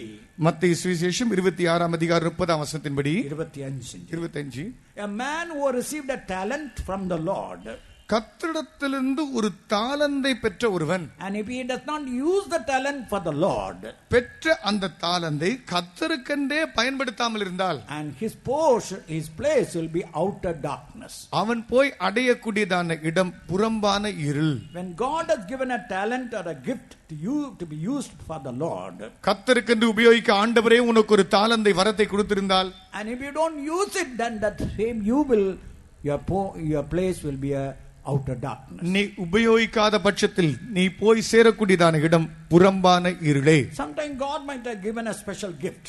சில வேளையில் விசேஷமான சில வரங்களை ஆண்டவர் தந்திருப்பார். There was a particular servant of God ஒரு குறிக்கப்பட்ட கர்த்தருடைய ஊழியக்காரன் இருந்தார், who had a gift of singing beautifully. அழகாக பாடக்கூடியதான ஒரு வரம் இருந்தது. But then he thought, why I should all the time sing, my throat becomes so coarse. When others are keeping, why can't I also be like that? ஏன் எப்பொழுது பார்த்தாலும் பாடிக்கொண்டே இருக்க வேண்டும், பாடி பாடி தொண்டையெல்லாம் கட்டி விடுகிறது, மற்றவர்கள் பாடட்டுமே, நான் இப்படி இருக்கலாமே என்றார். So he began to neglect the gift the Lord had given. தேவன் அவருக்கு கொடுத்த அந்த தாலந்து வரத்தை அற்பமாக எண்ணினார். Later in one meeting he told, பிற்பாடு ஒரு கூட்டத்தில் அவர் சொன்னார், now I have lost the gift of singing. When I sing now, you can hear the voice of a donkey. அவர் சொன்னார், நான் இப்பொழுது பாடுகிறதான் அந்த தாளந்தையே இழந்து போய்விட்டேன், இப்பொழுது நான் பாடினால் கழுதை கத்துவது போல் இருக்கிறது. He had lost it. அதை இழந்து விட்டார். Dear brother, dear sister, அருமையான சகோதரா சகோதரி, even God has given a gift to you. தேவன் உனக்கு ஒரு வரத்தை தாளந்தை கொடுத்திருந்தார். It may be singing, it may be prophecy, it may be praying, it may be helping, anything. If you don't use it, remember it will be a worse plight. தேவன் உனக்கு பாடக்கூடிய, தீர்க்கதரிசனம் சொல்லக்கூடிய, உதவி செய்யக்கூடிய, ஜெபிக்கக்கூடிய வரங்களை கொடுத்திருப்பார் என்றால், உபயோகிக்காமல் இருப்பாய் என்றால் கேடான காரியங்கள் உண்டாகும். 1 minute, close your eyes. ஒரு நிமிடம் கண்களை மூடிக்கொள். You are longing to go when Jesus comes. இயேசு வந்தால் அவருடைய வருகையில் போக வேண்டும் என்று நீ ஏங்குகிறாய். How many of you sincerely say that I am able to use the gift, the talent for my Lord? என் தேவனுக்கென்று உண்மையாய் உத்தமமாய் அந்த வரங்களை என்னால் உபயோகிக்க முடிகிறது என்று உத்தமமாய் யார் சொல்ல முடியும்? If you can sincerely say, put up your right hand. நீங்கள் உண்மையாய் சொல்லக்கூடும் என்றால் உங்களுடைய வலது கரத்தை உயர்த்துங்கள். If not, இல்லை என்றால் make a new dedication tonight. இந்த ராத்திரி ஒரு புதிய தீர்மானத்தை எடுத்துக்கொள்ளுங்கள். Because you may not have committed any sin. நீங்கள் பாவம் ஒன்றும் செய்யாதிருக்க கூடும். But if you don't use it, the gift for the Lord, கர்த்தருக்கென்று வரங்களை உபயோகிக்காமல் இருந்தாலே the place will be outer darkness. நீ போய் அடைகிற இடம் புறம்பான இருள். Now read Luke's Gospel 9th chapter verse 62. லூக்கா 9ஆம் அதிகாரம் 62ஆம் வசனம். அதற்கு இயேசு கலப்பையின் மேல் தன் கையை வைத்து பின்னிட்டு பார்க்கிற எவனும் தேவனுடைய ராஜ்யத்துக்கு தகுதி உள்ளவன் அல்ல என்றார். And Jesus said unto him, no man having put his hand to the plough and looking back is fit for the kingdom of God. If God has called you to serve the Lord, ஆண்டவர் உங்களை கர்த்தருக்கு ஊழியம் செய்ய வேண்டும் என்று அழைத்திருந்தால், and willfully neglect the service and go back into the world to do any work, நீங்கள் மனப்பூர்வமாக அந்த அழைப்பை உதறி தள்ளிவிட்டு உலகத்தில் வேறு வேலை செய்ய போனால், now Jesus himself says such a person is not worthy or cannot be accepted by the kingdom of God. இயேசு சொல்கிறார், அவரே சொல்லக்கூடிய காரியம், அப்படிப்பட்டவன் தேவனுடைய ராஜ்யத்துக்கு தகுதி உள்ளவன் அல்ல. Demas was a personal secretary to St. Paul. Demas. தேமா இவ்விதமாக பரிசுத்த பவுலோடு கூட சேர்ந்து ஊழியத்துக்கு புறப்பட்டவன். But whenever Paul went, wherever Paul never built a church, never built a home, never built anything. He always go as a wanderer from one place to other place. Pavul எங்கே சென்றாலும் அவர் ஒரு காலம் ஒரு சபையை நிறுவவில்லை, கட்டடத்தை கட்டவில்லை. அவரை ஊராக சுற்றி திரிந்து தன் சுவிசேஷத்தை பிரசங்கித்து வந்தார். And most of the time he was arrested and kept in jails only. அநேக முறை அவர் கைது செய்யப்பட்டு சிறைக்கூடங்களில் தான் வாழ்ந்து வந்தார். He thought, what is the use of following this type of man? இந்த தேமா நினைத்தான், இப்படிப்பட்ட ஒரு நபரை பின்பற்றி வாழ்வதில் என்ன பிரயோஜனம்? So let me give up this ministry. இந்த ஊழியத்தை நான் விட்டு விடலாம். He went to Thessalonica. அவன் தெசலோனிக்கா பட்டணத்துக்கு சென்றான். And history says he started a business. சரித்திரம் சொல்கிறது அவன் ஒரு வியாபாரத்தை தொடங்கினான். Dear brother, dear sister, அருமையான சகோதரனே சகோதரியே, if God has called you for the ministry, தேவன் உன்னை ஊழியத்துக்கு என்று அழைத்திருந்தால் be faithful, because you cannot escape that call. நீ அந்த அழைப்புக்கு உண்மை உள்ளவனாக இரு. அந்த அழைப்புக்கு நீ தப்ப முடியாது. You may not break any seventh commandment or any commandment of the Lord. நீ ஆண்டவருடைய 7வது பிரமாணத்தை நீ மீறாமல் இருக்கலாம், மற்ற பிரமாணத்தை கூட மீறாமல் இருக்கலாம். But if you willfully neglect the service the Lord has given unto you, தேவன் உனக்கு கொடுத்த ஊழியத்தை மனப்பூர்வமாக உதறிவிட்டு செல்வாய் என்றால், and you cannot get ready for the coming of the Lord. கர்த்தருடைய வருகைக்கு நீ ஆயத்தப்படவே முடியாது. Whenever I speak these words, இந்த வார்த்தையை நான் பேசும்போதெல்லாம் the people used to come, pastor, what will be our standard? அநேகர் வந்து என்னிடத்தில் கேட்பதுண்டு, பாஸ்டர் எங்களுடைய நிலவரம் என்ன pastor? The word of God clearly says like. வேதம் தெளிவாய் சொல்கிறது. So you have to be very watchful. ஆகவே ரொம்ப விழிப்பாக இருக்க வேண்டும். According to 1 Corinthians 3rd chapter 12th verse, முதலாம் கொரிந்தியர் 3ஆம் அதிகாரம் 12ஆம் வசனத்தின்படி, there are about 6 foundation by which you can build your Christian church. உங்கள் கிறிஸ்தவ சபையை கட்டி எழுப்பக்கூடியதான அஸ்திவார 6 பகுதிகள் உண்டு. Gold, silver and precious stone. பொன், வெள்ளி, விலையேறப்பெற்ற கல், and wood, what they call hay, wood, stone and hay. மரம், புல், வைக்கோல். Read it please. 1 Corinthians 3rd chapter 12. ஒருவன் அந்த அஸ்திவாரத்தின் மேல் பொன், வெள்ளி, விலையேறப்பெற்ற கல், மரம், புல், வைக்கோல் ஆகிய இவைகளை கட்டினால் அவனுடைய வேலைப்பாடு வெளியாகும். நாளானது அதை விளங்க பண்ணும். ஏனெனில் அது அக்னினாலே வெளிப்படுத்தப்படும். அவனுடைய வேலைப்பாடு எத்தன்மை உள்ளதென்று அக்னியானது பரிசோதிக்கும். Now if any man build upon this foundation gold, silver, precious stones, wood, hay, stubble, every man's work shall be made manifest, for the day shall declare it, because it shall be revealed by fire, and the fire shall try every man's work of what sort it is. You may accept Jesus as your personal savior and take baptism and receive the Holy Spirit. ஆண்டவராக இயேசு கிறிஸ்துவை உன் சொந்த இரட்சகராக ஏற்றுக்கொண்டு தண்ணீர் ஞானஸ்நானம் பெற்று பரிசுத்தாவின் அபிஷேகத்தை நீ பெற்றிருக்க கூடும். But if your life is built on a very cheap material, ஆனால் உன்னுடைய ஜீவியம் மலிவான ஒரு பொருளை வைத்து கட்டி எழுப்பப்பட்ட ஒன்றாக இருந்தால், wood, hay and stubble, மரம், புல், வைக்கோல், very soon it will be burnt up.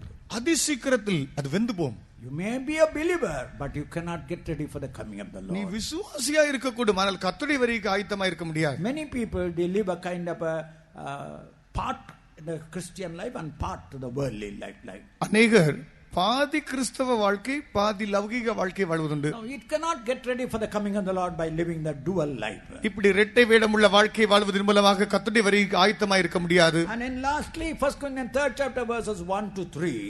கடைசியாக முதலாம் கொரிந்தியர் 3ஆம் அதிகாரம் முதல் 3 வசனங்கள். There you find a group called the babes in Christ. இங்கே கிறிஸ்துவுக்குள் குழந்தைகள் என்கிற ஒரு கூட்டம். தமிழ்ல மாத்திரம் வாசிங்க. மேலும் சகோதரரே, நான் உங்களை ஆவிக்குரியவர்கள் என்று எண்ணி உங்களுடனே பேசக்கூடாமல் மாம்சத்துக்குரியவர்கள் என்றும் கிறிஸ்துவுக்குள் குழந்தைகள் என்றும் எண்ணி பேச வேண்டியதாயிற்று. நீங்கள் பலனில்லாதவர்களானதால் உங்களுக்கு போஜன கொடாமல் பாலை குடிக்க கொடுத்தேன். இன்னமும் நீங்கள் மாம்சத்துக்குரியவர்களாயிருக்கிறபடியால் இப்பொழுதும் உங்களுக்கு பலன் இல்லை.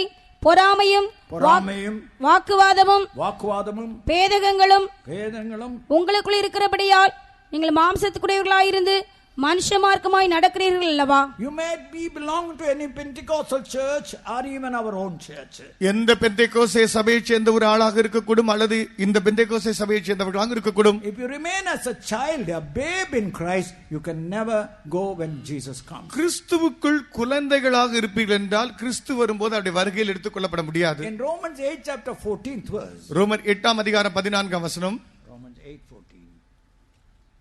மேலும் எவர்கள் தேவனுடைய ஆவியினாலே நடத்தப்படுகிறார்களோ அவர்கள் தேவனுடைய புத்திரராயிருக்கிறார்கள். For as many as are led by the Spirit of God, they are the sons of God. Now this group are the special group of people. இந்த கூட்டத்தார் விசேஷமான ஒரு கூட்டத்தார். As many are led by the Spirit of God, they are the sons of God. எவர்கள் தேவனுடைய ஆவியினாலே நடத்தப்படுகிறார்களோ அவர்கள் தேவனுடைய புத்திரராயிருக்கிறார்கள். In the Roman world there was a particular custom. ரோம உலகிலே அவருடைய ஊரில் அவர்கள் ஒரு விதமான வழக்கம் உண்டு. When a son is born, the father will call all the relatives and friends. ஒரு குமாரன் மகன் பிறக்கும்போது தகப்பன் எல்லா சொந்தக்காரர்களையும் கூட்டி சேர்த்து, say a son is born unto me, but he cannot inherit my property. ஒரு மகன் எனக்கு பிறந்திருக்கிறான், அவன் எல்லா சொத்தையும் தான் சுதந்திரித்துக் கொள்ள முடியாது. I keep him under a tutor. இவனை ஒரு உபாத்தியின் கீழ் வைக்கிறேன். So he will wait for 18 long years. அவன் 18 நீண்ட காலம் காத்திருப்பான். After 18 long years, again he will call another meeting, friends and relatives. 18 நீண்ட காலங்கள் முடிந்த பிற்பாடு அவன் எல்லா நண்பர்களையும் சுற்றத்தாரையும் சொந்தக்காரர்களையும் அழைத்து, My son has become a matured son. என்னுடைய மகன் இப்பொழுது பெரியவனாகிவிட்டான். Today I adopt him as my son. இன்றைக்கு இவனை என் புத்திரனாக ஏற்றுக்கொள்கிறேன். That word adopt he will use on that day. புத்திர சுவிகாரமாய் ஏற்றுக்கொள்கிறேன் அந்த வார்த்தை. He is the one who can inherit all my property. இவன் இனி என்னுடைய சுதந்திர சொத்து அனைத்தையும் சுதந்திரிக்க கூடியவன். So when you receive the baptism of the Holy Spirit, பரிசுத்த ஆவியின் அபிஷேகத்தை பெற்ற பிற்பாடு, you are a son, you are a son of God. நீ ஒரு தேவனுடைய குமாரன். But you must become matured and to become an adopted sons of God to inherit all the property. நீங்களோ தேர்ந்தவர்களாகி தேவனுடைய அனைத்து சுதந்திர வீதத்துக்கும் பங்காளிகளாய் மாறக்கூடியதான அவர்களாய் மாற வேண்டும். So that group is known as the treasure group. அந்த கூட்டம் தான் சம்பத்து என்கிற கூட்டம். In Malachi 3rd chapter 17th verse, மல்கியாவின் புத்தகம் 3ஆம் அதிகாரம் 17ஆம் வசனம், the day when I come up to take up my treasure, நான் என் சம்பத்தை சேர்க்கும் நாளில், Jesus is coming again. இயேசு மறுபடியும் வருகிறார். He will definitely come. அவர் நிச்சயமாய் வருவார். He will come in the midst of the whole church. He will find out who are those jewels whom we can take. முழு சபையின் நடுவிலே அவர் வந்து பார்த்து யார் சம்பத்தாக இருக்கிறார்கள் நான் சேர்த்துக் கொள்ளவேன் என்று அவர் வருவார். Who are this treasure? யார் இந்த சம்பத்து? Two important qualities will be there.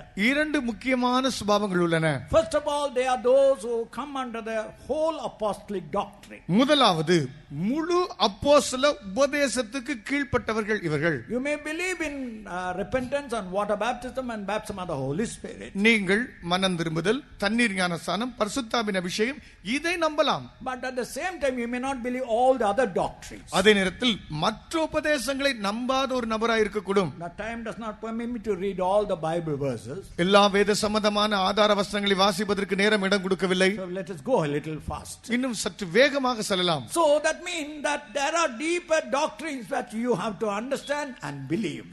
அதன் அர்த்தம் நீங்கள் அறிந்து விளங்கிக் கொள்ள வேண்டியதான ஆழமான சத்தியங்கள் இன்னும் இருக்கிறது. And there must be a dedicated servant of God who can teach you and lead you into the deeper light. இந்த இடத்தில் தான் உங்களை ஆழமான வாழ்க்கையின் அனுபவத்துக்கு கொண்டு செல்ல பிரதிஷ்டை செய்ததான ஒரு கர்த்தருடைய ஊழியக்காரன் இருந்து போதிக்க வேண்டிய நிலை வேண்டும். So after receiving the Holy Spirit, நீங்கள் பரிசுத்தாவின் அபிஷேகத்தை பெற்ற பிற்பாடு you must come under the apostolic doctrine and an apostolic guidance. அப்போஸ்தலருடைய உபதேசம், வழி நடத்துதல், இதன் கீழ் நீங்கள் வர வேண்டும். Second, இரண்டாவது, not only under the apostolic guidance and the apostolic teaching, அப்போஸ்தலருடைய போதனைகள் வழி நடத்துதல் மாத்திரமல்ல, daily you must be able to learn, obey the Holy Spirit.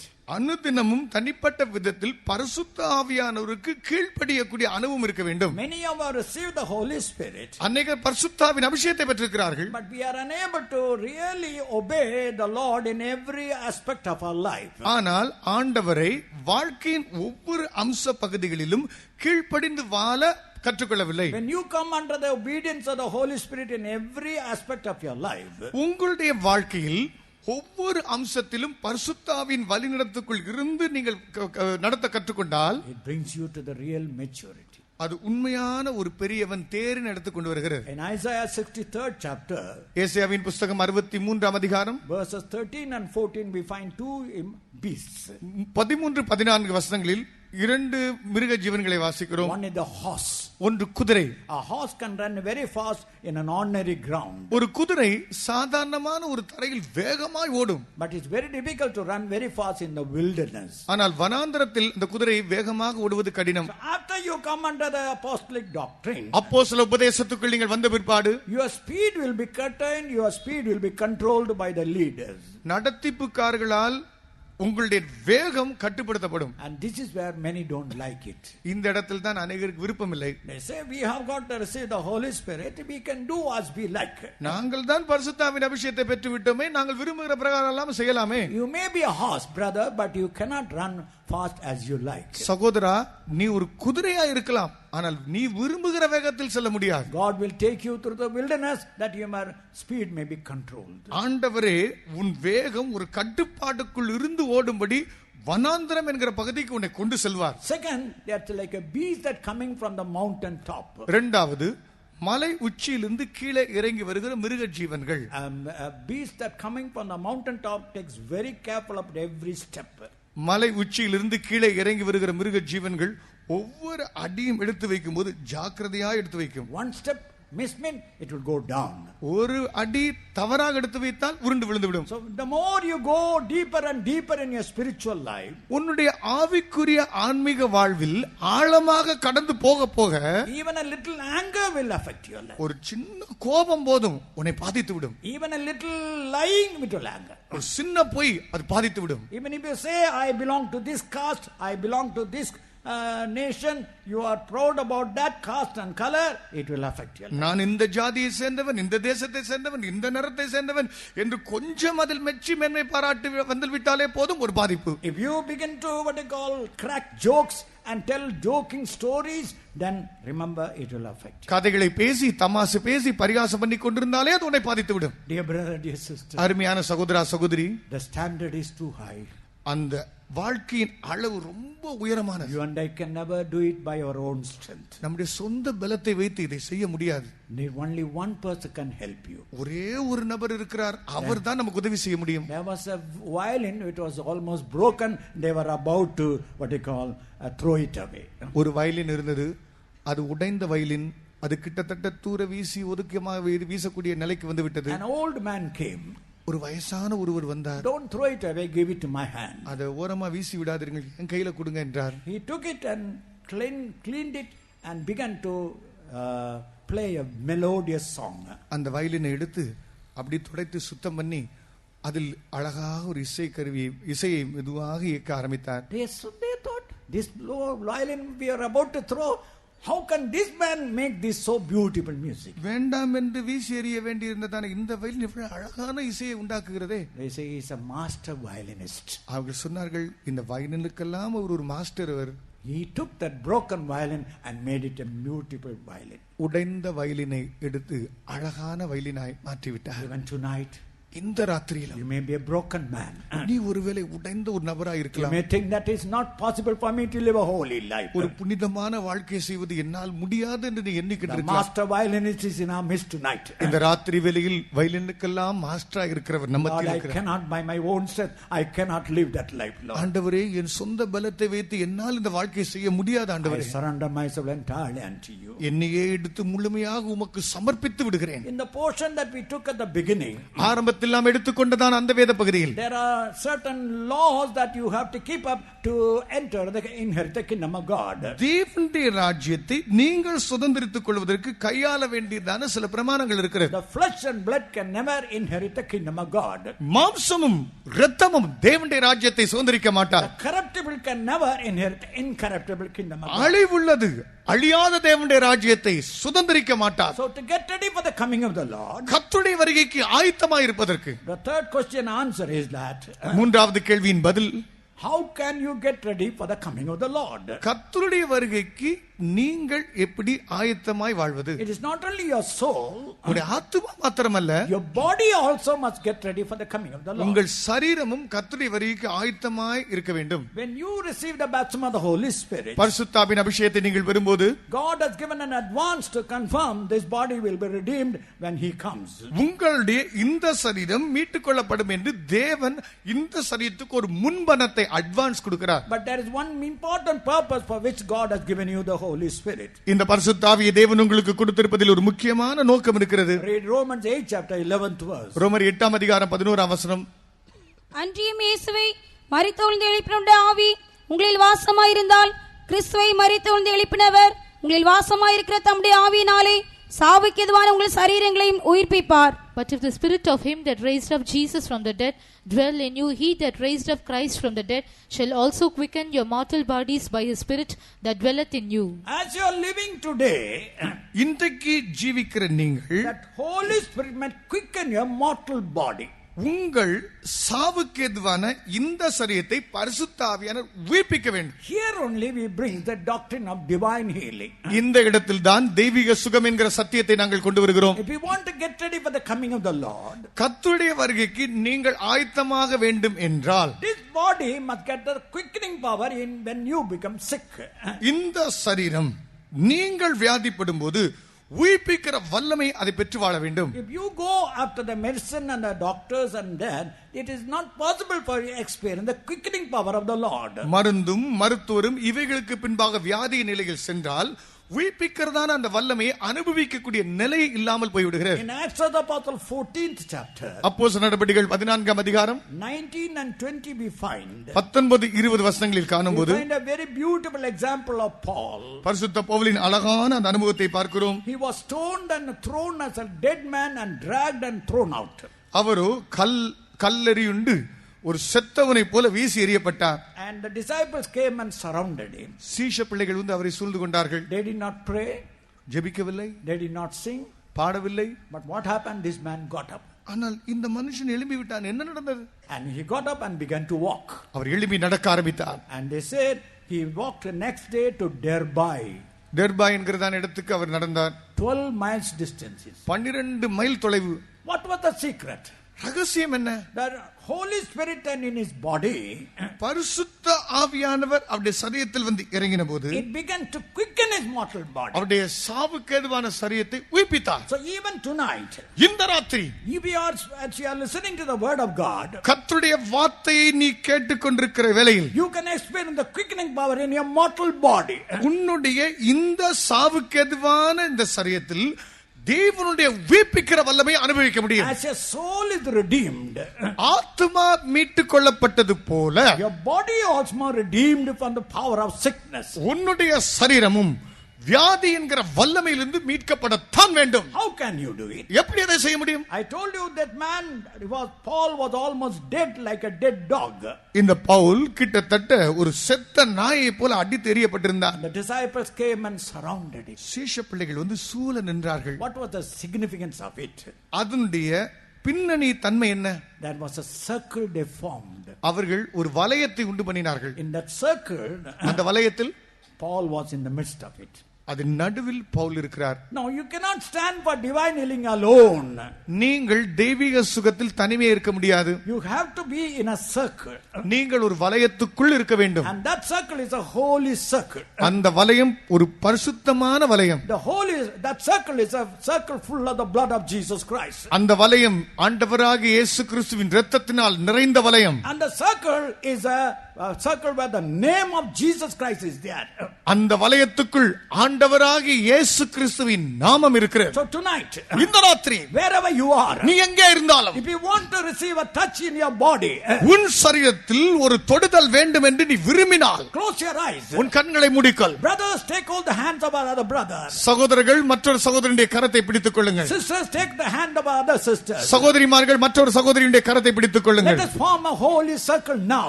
இப்பொழுதே ஒரு பரிசுத்த வளையத்தை நாம் உண்டு பண்ணுவோம். The circle of the Holy Spirit. பரிசுத்தாவின் வளையம். The circle of the blood of Jesus Christ. இயேசு கிறிஸ்துவின் இரத்தத்தின் வளையம். The circle of the name of Jesus Christ. இயேசுவின் நாமம் என்கிற வளையம். In this circle, இந்த வளையத்தில் no devil can enter. எந்த பிசாசும் உள்ளே பிரவேசிக்க முடியாது. This circle, இந்த வளையத்துக்குள் no sickness can dominate. எந்த வியாதியும் மேற்கொள்ள முடியாது. Why? ஏன்? The Lord is standing here. கர்த்தர் இங்கே நிற்கிறார். The resurrected Lord is standing here. உயிர்த்தெழுந்த ஆண்டவர் இங்கே இருக்கிறார். And he is going to speak to you tonight. அவர் இந்த ராத்திரி வேளையில் உன்னோடு பேசப் போகிறார். As you are listening to the word of God, நீ கர்த்தருடைய வார்த்தையை கேட்டுக்கொண்டிருக்கிற இந்த நேரத்தில், whatever type of sickness that you have in your body, உன் சரீரத்தில் எப்பேற்பட்ட வியாதியை உடையவனாக இருந்தாலும், there was a sister who was sick and had a boil for 10 years in Nagarkoil. ஒரு சகோதரி அவர்கள் 10 ஆண்டு காலங்களாக வியாதிப்பட்டு கட்டினால் அவர்கள் நாகர்கோயிலில் இருந்தார்கள். 10 years. 10 ஆண்டுகள். And 3 servants of God were praying in Coimbatore. 3 கர்த்தருடைய ஊழியக்காரர்கள் கோயம்புத்தூரில் விண்ணப்பம் பண்ணி கொண்டிருந்தார்கள். About 2:30 in the night, இரவு 2:30 மணிக்கு they said the power of God had touched that sister. தேவனுடைய வல்லமை அந்த சகோதரியை தொட்டது என்று சொல்கிறார்கள். By morning 5 o'clock, காலை 5 மணிக்கு that boil was burnt. அந்த கட்டி அப்படியே போய்விட்டது. In a place called Kalakad. Kalakkad என்கிற இடத்தில் there was a young man with a great boil in his leg. தன்னுடைய காலில் ஒரு பெரிய கட்டியோடு ஒரு வாலிபன் வந்திருந்தான். It was like a coconut size. அது ஒரு தேங்காய் அளவு இருந்தது. But when he was in the healing line, அவன் சுகமளிக்கிறதான அந்த வரிசையில் இருந்தபோது suddenly the power of God came. திடீர்னு கர்த்தருடைய வல்லமை வந்து இறங்கிச்சு. He saw something happening. ஏதோ ஒன்று நடக்கிறதாக உணர்ந்தான். That coconut size boil was no more. அந்த தேங்காய் அளவு இருந்ததான அந்த கட்டி இல்லாமலே போய்விட்டது. He ran to a elder. அவன் மூப்பனாரை பார்த்து ஓடினான். Oh brother, what happened? That there was a coconut size boil was there. There is no more. எனக்கு தேங்காய் அளவு ஒரு கட்டி இருந்தது, இப்பொழுது பார்த்தால் இல்லவே இல்லை. In Kunnur convention, Coonoor கன்வென்ஷனில் all were lifting up the holy hands for the touch of God. தேவனுடைய தொடுதல் உண்டாக வேண்டும் என்று சொல்லி எல்லாருமே தங்களுடைய பரிசுத்த கைகளை உயர்த்தி கொண்டிருந்தார்கள். Two servants of God thought, sisters, why should we are servants of God? இரண்டு கர்த்தருடைய ஊழியக்காரர்கள் அவர்கள் சகோதரிகள், ஏன் நாங்கள் கை தூக்க வேண்டும், நாங்கள் தான் கர்த்தருடைய ஊழியர்களாயிற்று. But when they turned back, அவர்கள் திரும்பி பார்த்தபோது they saw Pastor Lazarus also lifting up his hand. Pastor Lazarus அவர்கள் கரங்களை உயர்த்தி இருப்பதை பார்த்தார்கள். They asked God forgiveness and they lifted up their hand. அவர்கள் ஆண்டவரிடத்தில் மன்னிப்பு கேட்டு தங்களுடைய கரங்களை உயர்த்தினார்கள். One of the sister, அந்த சகோதரிமார் இந்தமான வியாதி இருந்தது. and that very night the Lord healed. அந்த ராத்திரியிலே கர்த்தர் அவர்களை குணமாக்கினார். The same Lord is standing in our midst tonight. அதே கர்த்தர் இந்த ராத்திரி வேளையில் நம்ம மத்தியிலும் இருக்கிறார். Wherever you are, நீ எங்கே இருந்தாலும், whatever type of problem that you have, நீ எப்பேற்பட்டதான பிரச்சனை உடைய ஒரு ஆளாக இருந்தாலும், we want to get ready for the coming of the Lord. கர்த்தருடைய வருகைக்கென்று ஆயத்தப்பட நீ வாஞ்சித்தால், This the power must touch your body and quicken your body. இந்த வல்லமை உன் சரீரத்தை தொட்டு உன் சரீரத்தை உயிர்ப்பிக்க தான் வேண்டும். In the name of Jesus Christ of Nazareth, நஸ்ரேயனாகிய ஆண்டவராகிய இயேசு கிறிஸ்துவின் நாமத்தில் we bind the power of the devil. பிசாசின் வல்லமைகளை கட்டுகிறோம். And tonight you are get delivered, praise the Lord. இந்த ராத்திரி நீ விடுதலையாக்கப்படுகிறாய். கர்த்தருக்கு ஸ்தோத்திரம். வல்லமை உண்டு, உண்டு, உண்டு, உண்டு அற்புத வல்லமை இயேசுவே இரத்தத்தே. வல்லமை உண்டு, உண்டு அற்புத வல்லமை ஆட்டுக்கோட்டின் இரத்தத்தில். வல்லமை உண்டு, உண்டு அற்புத வல்லமை இயேசுவே இரத்தத்தே. வல்லமை உண்டு, அற்புத வல்லமை ஆட்டுக்கோட்டின் இரத்தத்தில். உண்டு, உண்டு அற்புத வல்லமை இயேசுவே இரத்தத்தே. உண்டு, உண்டு அற்புத வல்லமை ஆட்டுக்கோட்டின் இரத்தத்தில். ஆமென், ஆமென். இரத்தத்தே. உண்டு, உண்டு உண்டு, உண்டு.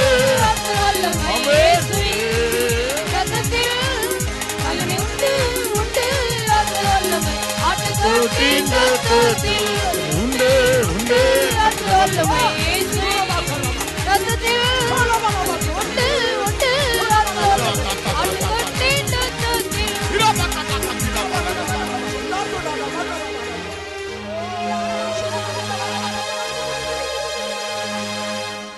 Some years back, this pastor could not move, could not be moved, and he was almost confined to a bed and nobody could help him. சில ஆண்டுகளுக்கு முன்பாக இந்த பாஸ்டரும் கூட அவரால் அசைக்க கூட முடியாது, ஒன்றும் செய்ய முடியாத நிலையில் தன்னுடைய படுக்கையில் இருந்தார். He lost all hope. எல்லா நம்பிக்கையும் இழந்து விட்டார். When prayer was made, ஜெபம் ஏறெடுக்கப்பட்ட போது, suddenly I told, a Satan with a black back came and he is carrying all and you're running away from it. திடீரென நான் சொன்னேன், சாத்தான் ஒரு கருப்பு மூட்டை எடுத்துக்கொண்டு அவன் ஓடுகிறதை பார்க்கிறேன். That moment, அந்த க்ஷணத்தில் the power of God touched. தேவனுடைய வல்லமை தொட்டது. Satan came சாத்தான் வந்தான். and he running away now. அவனோ இப்பொழுது எல்லாவற்றையும் மூட்டை முடிச்சை கட்டிக்கொண்டு ஓடிக்கொண்டிருக்கிறான். Running away. அவன் ஓடுகிறான். You are free, dear child of God. அருமையான தேவனுடைய பிள்ளையே, நீ விடுதலையானாய். You are healed in the name of Jesus. இயேசுவின் நாமத்தில் நீ சுகமானாய்.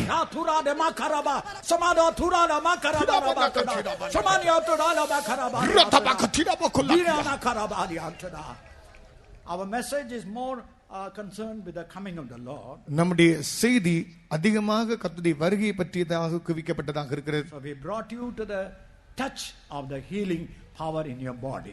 உன் சரீரத்தில் சுகமாக்குதலின் தொடுதலுக்கு நாங்கள் கொண்டு வந்திருக்கிறோம். But don't be satisfied with that. இதில் திருப்தியாக இருக்காதீர்கள். According to Ephesians 1st chapter, எபேசியர் முதலாம் அதிகாரத்தின்படி 18 and 19, 18-19 வசனத்தின்படி, exceeding greatness of power as to work in your body in a moment to be ready when Jesus comes. இயேசு வரும்போது ஒரு க்ஷணத்திலே உங்களுடைய சரீரம் எடுத்துக்கொள்ளப்படுவதற்கு மகா மேன்மையான அவருடைய மகத்துவத்தின் வல்லமை செயல்பட வேண்டும். Now by that same power your character is changed. இப்பொழுது அதே வல்லமையினால் உங்கள் சுபாவங்கள் மறுரூபமாகிறது. But the time when Jesus comes, இயேசு வருகிற அந்த வேளையில், in a fraction of a moment, ஒரு வினாடியினுடைய ஒரு அணுப்பகுதியில், your body has to be transformed. உங்களுடைய சரீரம் மறுரூபமாக வேண்டும். A power, great power has to operate in your body. உங்கள் சரீரத்தில் பெரிய ஒரு சக்தி செயல்பட வேண்டும். How? எப்படி? It must be a resting body. உங்களுடைய சரீரம் இளைப்பாறுகிற சரீரமாக இருக்க Your வேண்டும். body must be kept all the time resting. உங்களுடைய சரீரம் எப்பொழுதும் இளைப்பாறுகிற நிலையில் இருக்க வேண்டும்.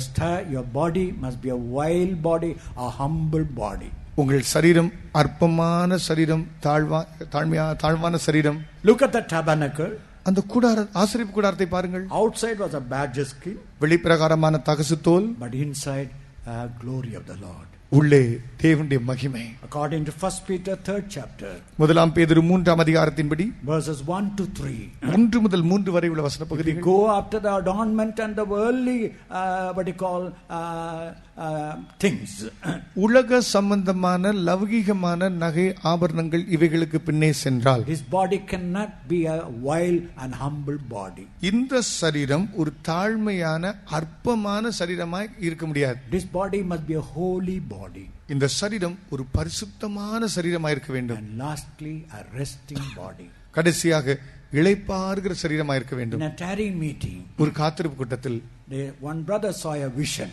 ஒரு சகோதரன் ஒரு தரிசனம் பார்த்தார். Jesus came and talked to one brother, laughed with him and spent much time with one brother. இயேசு ஒரு சகோதரன் அண்டையில் வந்தார், அவரை பார்த்தார், அதிக நேரம் பேசினார், சிரித்து பேசினார், அவனோட நிறைய நேரம் எடுத்துக்கொண்டார். The second brother, he just looked and went away.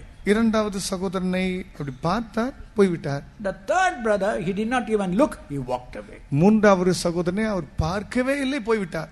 Then this brother asked, Lord, why you show this difference? அப்பொழுது இந்த சகோதரன் கேட்டார், ஆண்டவரே ஏன் இப்படி வித்தியாசம் நீ The பாராட்டுகிறீர்? first brother needed such type of encouragement. முதல் சகோதரனுக்கு இப்படி எல்லாம் உற்சாகப்படுத்தல் தேவை.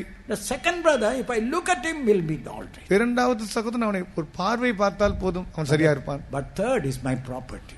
மூன்றாவது இருவன் இருக்கிறானே, அவன் என் சம்பத்து, He will never be moved. அவன் அசைக்கப்படவே So, மாட்டான். dear brother, dear sister, அருமையான சகோதரனே சகோதரி, where is your position tonight? இன்றைக்கு இந்த ராத்திரி உன்னுடைய இடம் எங்கே இருக்கிறது? Which position you want today? நீ எந்த இடத்தை நீ வாஞ்சிக்கிறாய்? Close your eyes. உன் கண்களை மூடிக்கொள். Or you want to be in the first brother state? நீ அந்த முதலாம் சகோதரனுடைய இடத்தில் இருக்க வாஞ்சிக்கிறாயா? Or you want to be in the second man state? அந்த இரண்டாவது மனுஷனுடைய நிலவரத்தில் இருக்க வாஞ்சிக்கிறாயா? Or do you want to be the third? Whatever may happen, I am belong to my Lord. அல்லது மூன்றாம் நிலையிலே, எனக்கு என்ன நடந்தாலும் பரவாயில்லை, நான் என் ஆண்டவருக்கே சொந்தம். Close your eyes. உன் கண்களை மூடிக்கொள். Rededicate your life. மறுபடியும் உன் ஜீவியத்தை பிரதிஷ்டை பண்ணு. When you completely rededicate your life, உன்னுடைய ஜீவியத்தை முற்றிலுமாக நீ மறுபடியும் பிரதிஷ்டை செய்யும்போது, a power will touch your body. வல்லமை உன் சரீரத்தை தொடும். A power that we cannot control will touch your body. உன்னால் கட்டுப்படுத்தவே முடியாத ஒரு வல்லமை, சக்தி உன் சரீரத்தை தொடும். And this power will prepare you for the coming of the Lord. இந்த வல்லமை உன்னை கர்த்தருடைய வருகைக்கு என்று ஆயத்தப்படுத்தும். It may be any moment you may hear the trumpet call. நீ எந்த வேலையாக இருக்கும், நீ எக்கால துணியை கேட்கலாம். You have to get ready, my dear brother, my dear sister. என் அருமையான சகோதரனே சகோதரியே, நீ ஆயத்தமாக இருக்க வேண்டும். Before I conclude, நான் முடிப்பதற்கு முன்னே I give two calls. இரண்டு அழைப்பை நான் விடுக்கிறேன். First, முதலாம், there was a father who was almost dying. ஒரு தகப்பன் இருந்தான், கிட்டத்தட்ட சாகக்கூடிய இடத்துக்கு வந்து விட்டான். He called his wife, he called all the children and said good night, good night, good night. தன்னுடைய மனைவி மற்ற பிள்ளைகள் எல்லாரையும் அழைத்து அவங்களை பார்த்து குட் நைட், நல்லிரவு என்றான். But he called the last son Charlie. ஆனால் கடைசி மகன் சார்லியை அழைத்து Goodbye, he told. Good bye என்றான். Say, Papa, you told to everybody good night, but to me only you said goodbye. Why? அவன் சொன்னான், அப்பா நீங்கள் எல்லாருக்கும் குட் நைட் சொன்னீங்க, எனக்கு மாத்திரம் ஏன் சொல்லலையே? ஏன்? Son, your mummy, all others are filled with the Holy Spirit. They are the children of God. I will see them when Jesus comes. மகனே, உன்னுடைய அம்மாவும் உன்னோடு பிறந்தவர்களும் எல்லாரும் பரிசுத்தாவின் அபிஷேகத்தை பெற்றிருக்கிறார்கள். அவர்கள் நிச்சயமாகவே நான் கர்த்தருடைய ராஜ்யத்தில் காண்பேன். But you, ஆனால் நீ, you are living a vagabond life.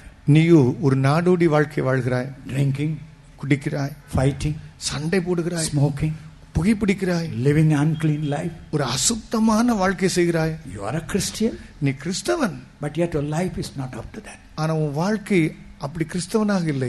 That's why I said goodbye. அதனால் தான் குட் பை என்றேன். He cried out, Papa, tell me good night. அவன் சொன்னான், அப்பா எனக்கும் கூட குட் நைட் சொல்லுங்கள். So tonight we don't want to say goodbye to you, my brother, my N sister. சகோதரனே, என் சகோதரியே, இந்த ராத்திரி வேளையில் உனக்கு குட் பை என்று சொல்ல நாங்கள் விரும்புகிறதில்லை. We want to say good night. Good night என்று சொல்ல வாஞ்சிக்கிறோம். How many want to hear that word good night? எத்தனை பேர் எனக்கு குட் நைட் என்று சொல்கிறார், அந்த வார்த்தையை நான் கேட்க வாஞ்சிக்கிறேன் என்று சொல்கிறீர்கள்? I don't want to hear the word goodbye. Good bye என்கிற வார்த்தையை நான் கேட்க வாஞ்சிக்கவில்லை. I want to hear the good night. I'll meet the Lord. I'll meet you in the when he cometh. Good night என்கிறதான வார்த்தையை கேட்க வாஞ்சிக்கிறேன். கர்த்தர் வரும்போது அவருடைய வருகையில் நான் சந்திப்பேன் என்கிற ஒரு நம்பிக்கை எனக்கு உண்டு. Those who have got that hope, kindly put up a right and say hallelujah. அந்த நம்பிக்கை உள்ளவர்கள் தயவு செய்து உங்களுடைய வலது கரத்தை உயர்த்தி அல்லேலூயா என்று முழங்குவோம். Hallelujah. Yes, Jesus is coming soon. ஆம், இயேசு சீக்கிரம் வருகிறார். For those who are getting ready, ஆயத்தமாக இருக்கிறவர்களுக்கு one more thing the Lord wants you. கர்த்தர் வாஞ்சிக்கிற இன்னொரு காரியம், When in the valley of bones, உலர்ந்த அந்த எலும்புகளின் பள்ளத்தாக்கில் the prophet prophesied.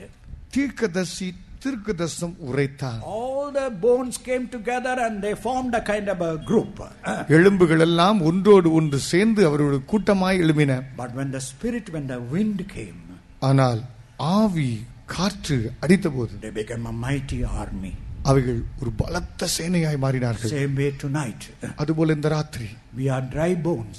நாம் உலர்ந்த எலும்புகள். We don't have anything in our lives. நம்முடைய வாழ்க்கையில் நமக்கென்று ஒன்றுமில்லை. But when anointing cometh, ஆனால் அபிஷேகம் வந்து இறங்கும் என்றால், when the anointing cometh, you are dry bone, you will become a mighty army to meet the Lord. அபிஷேகம் வந்து இறங்கும் என்றால் உலர்ந்த எலும்பே, நீ கர்த்தரை சந்திக்கக்கூடிய அளவுக்கு நீ பலத்த சேனையாய் நீ எழும்புவாய். Get ready for that anointing tonight. இந்த ராத்திரி கர்த்தருடைய அந்த அபிஷேகத்துக்கு நீ ஆயத்தமாயிரு. மண்ணின் சாயல் மாறியான மகிமையேறி மண்ணின் சாயல்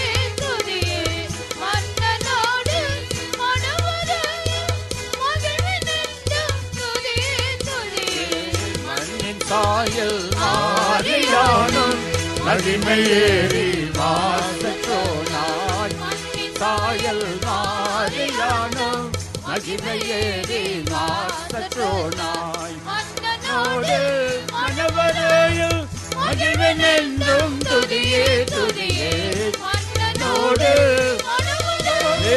மகிழ்வென்றும் துதியே துதியே Hallelujah. Hallelujah.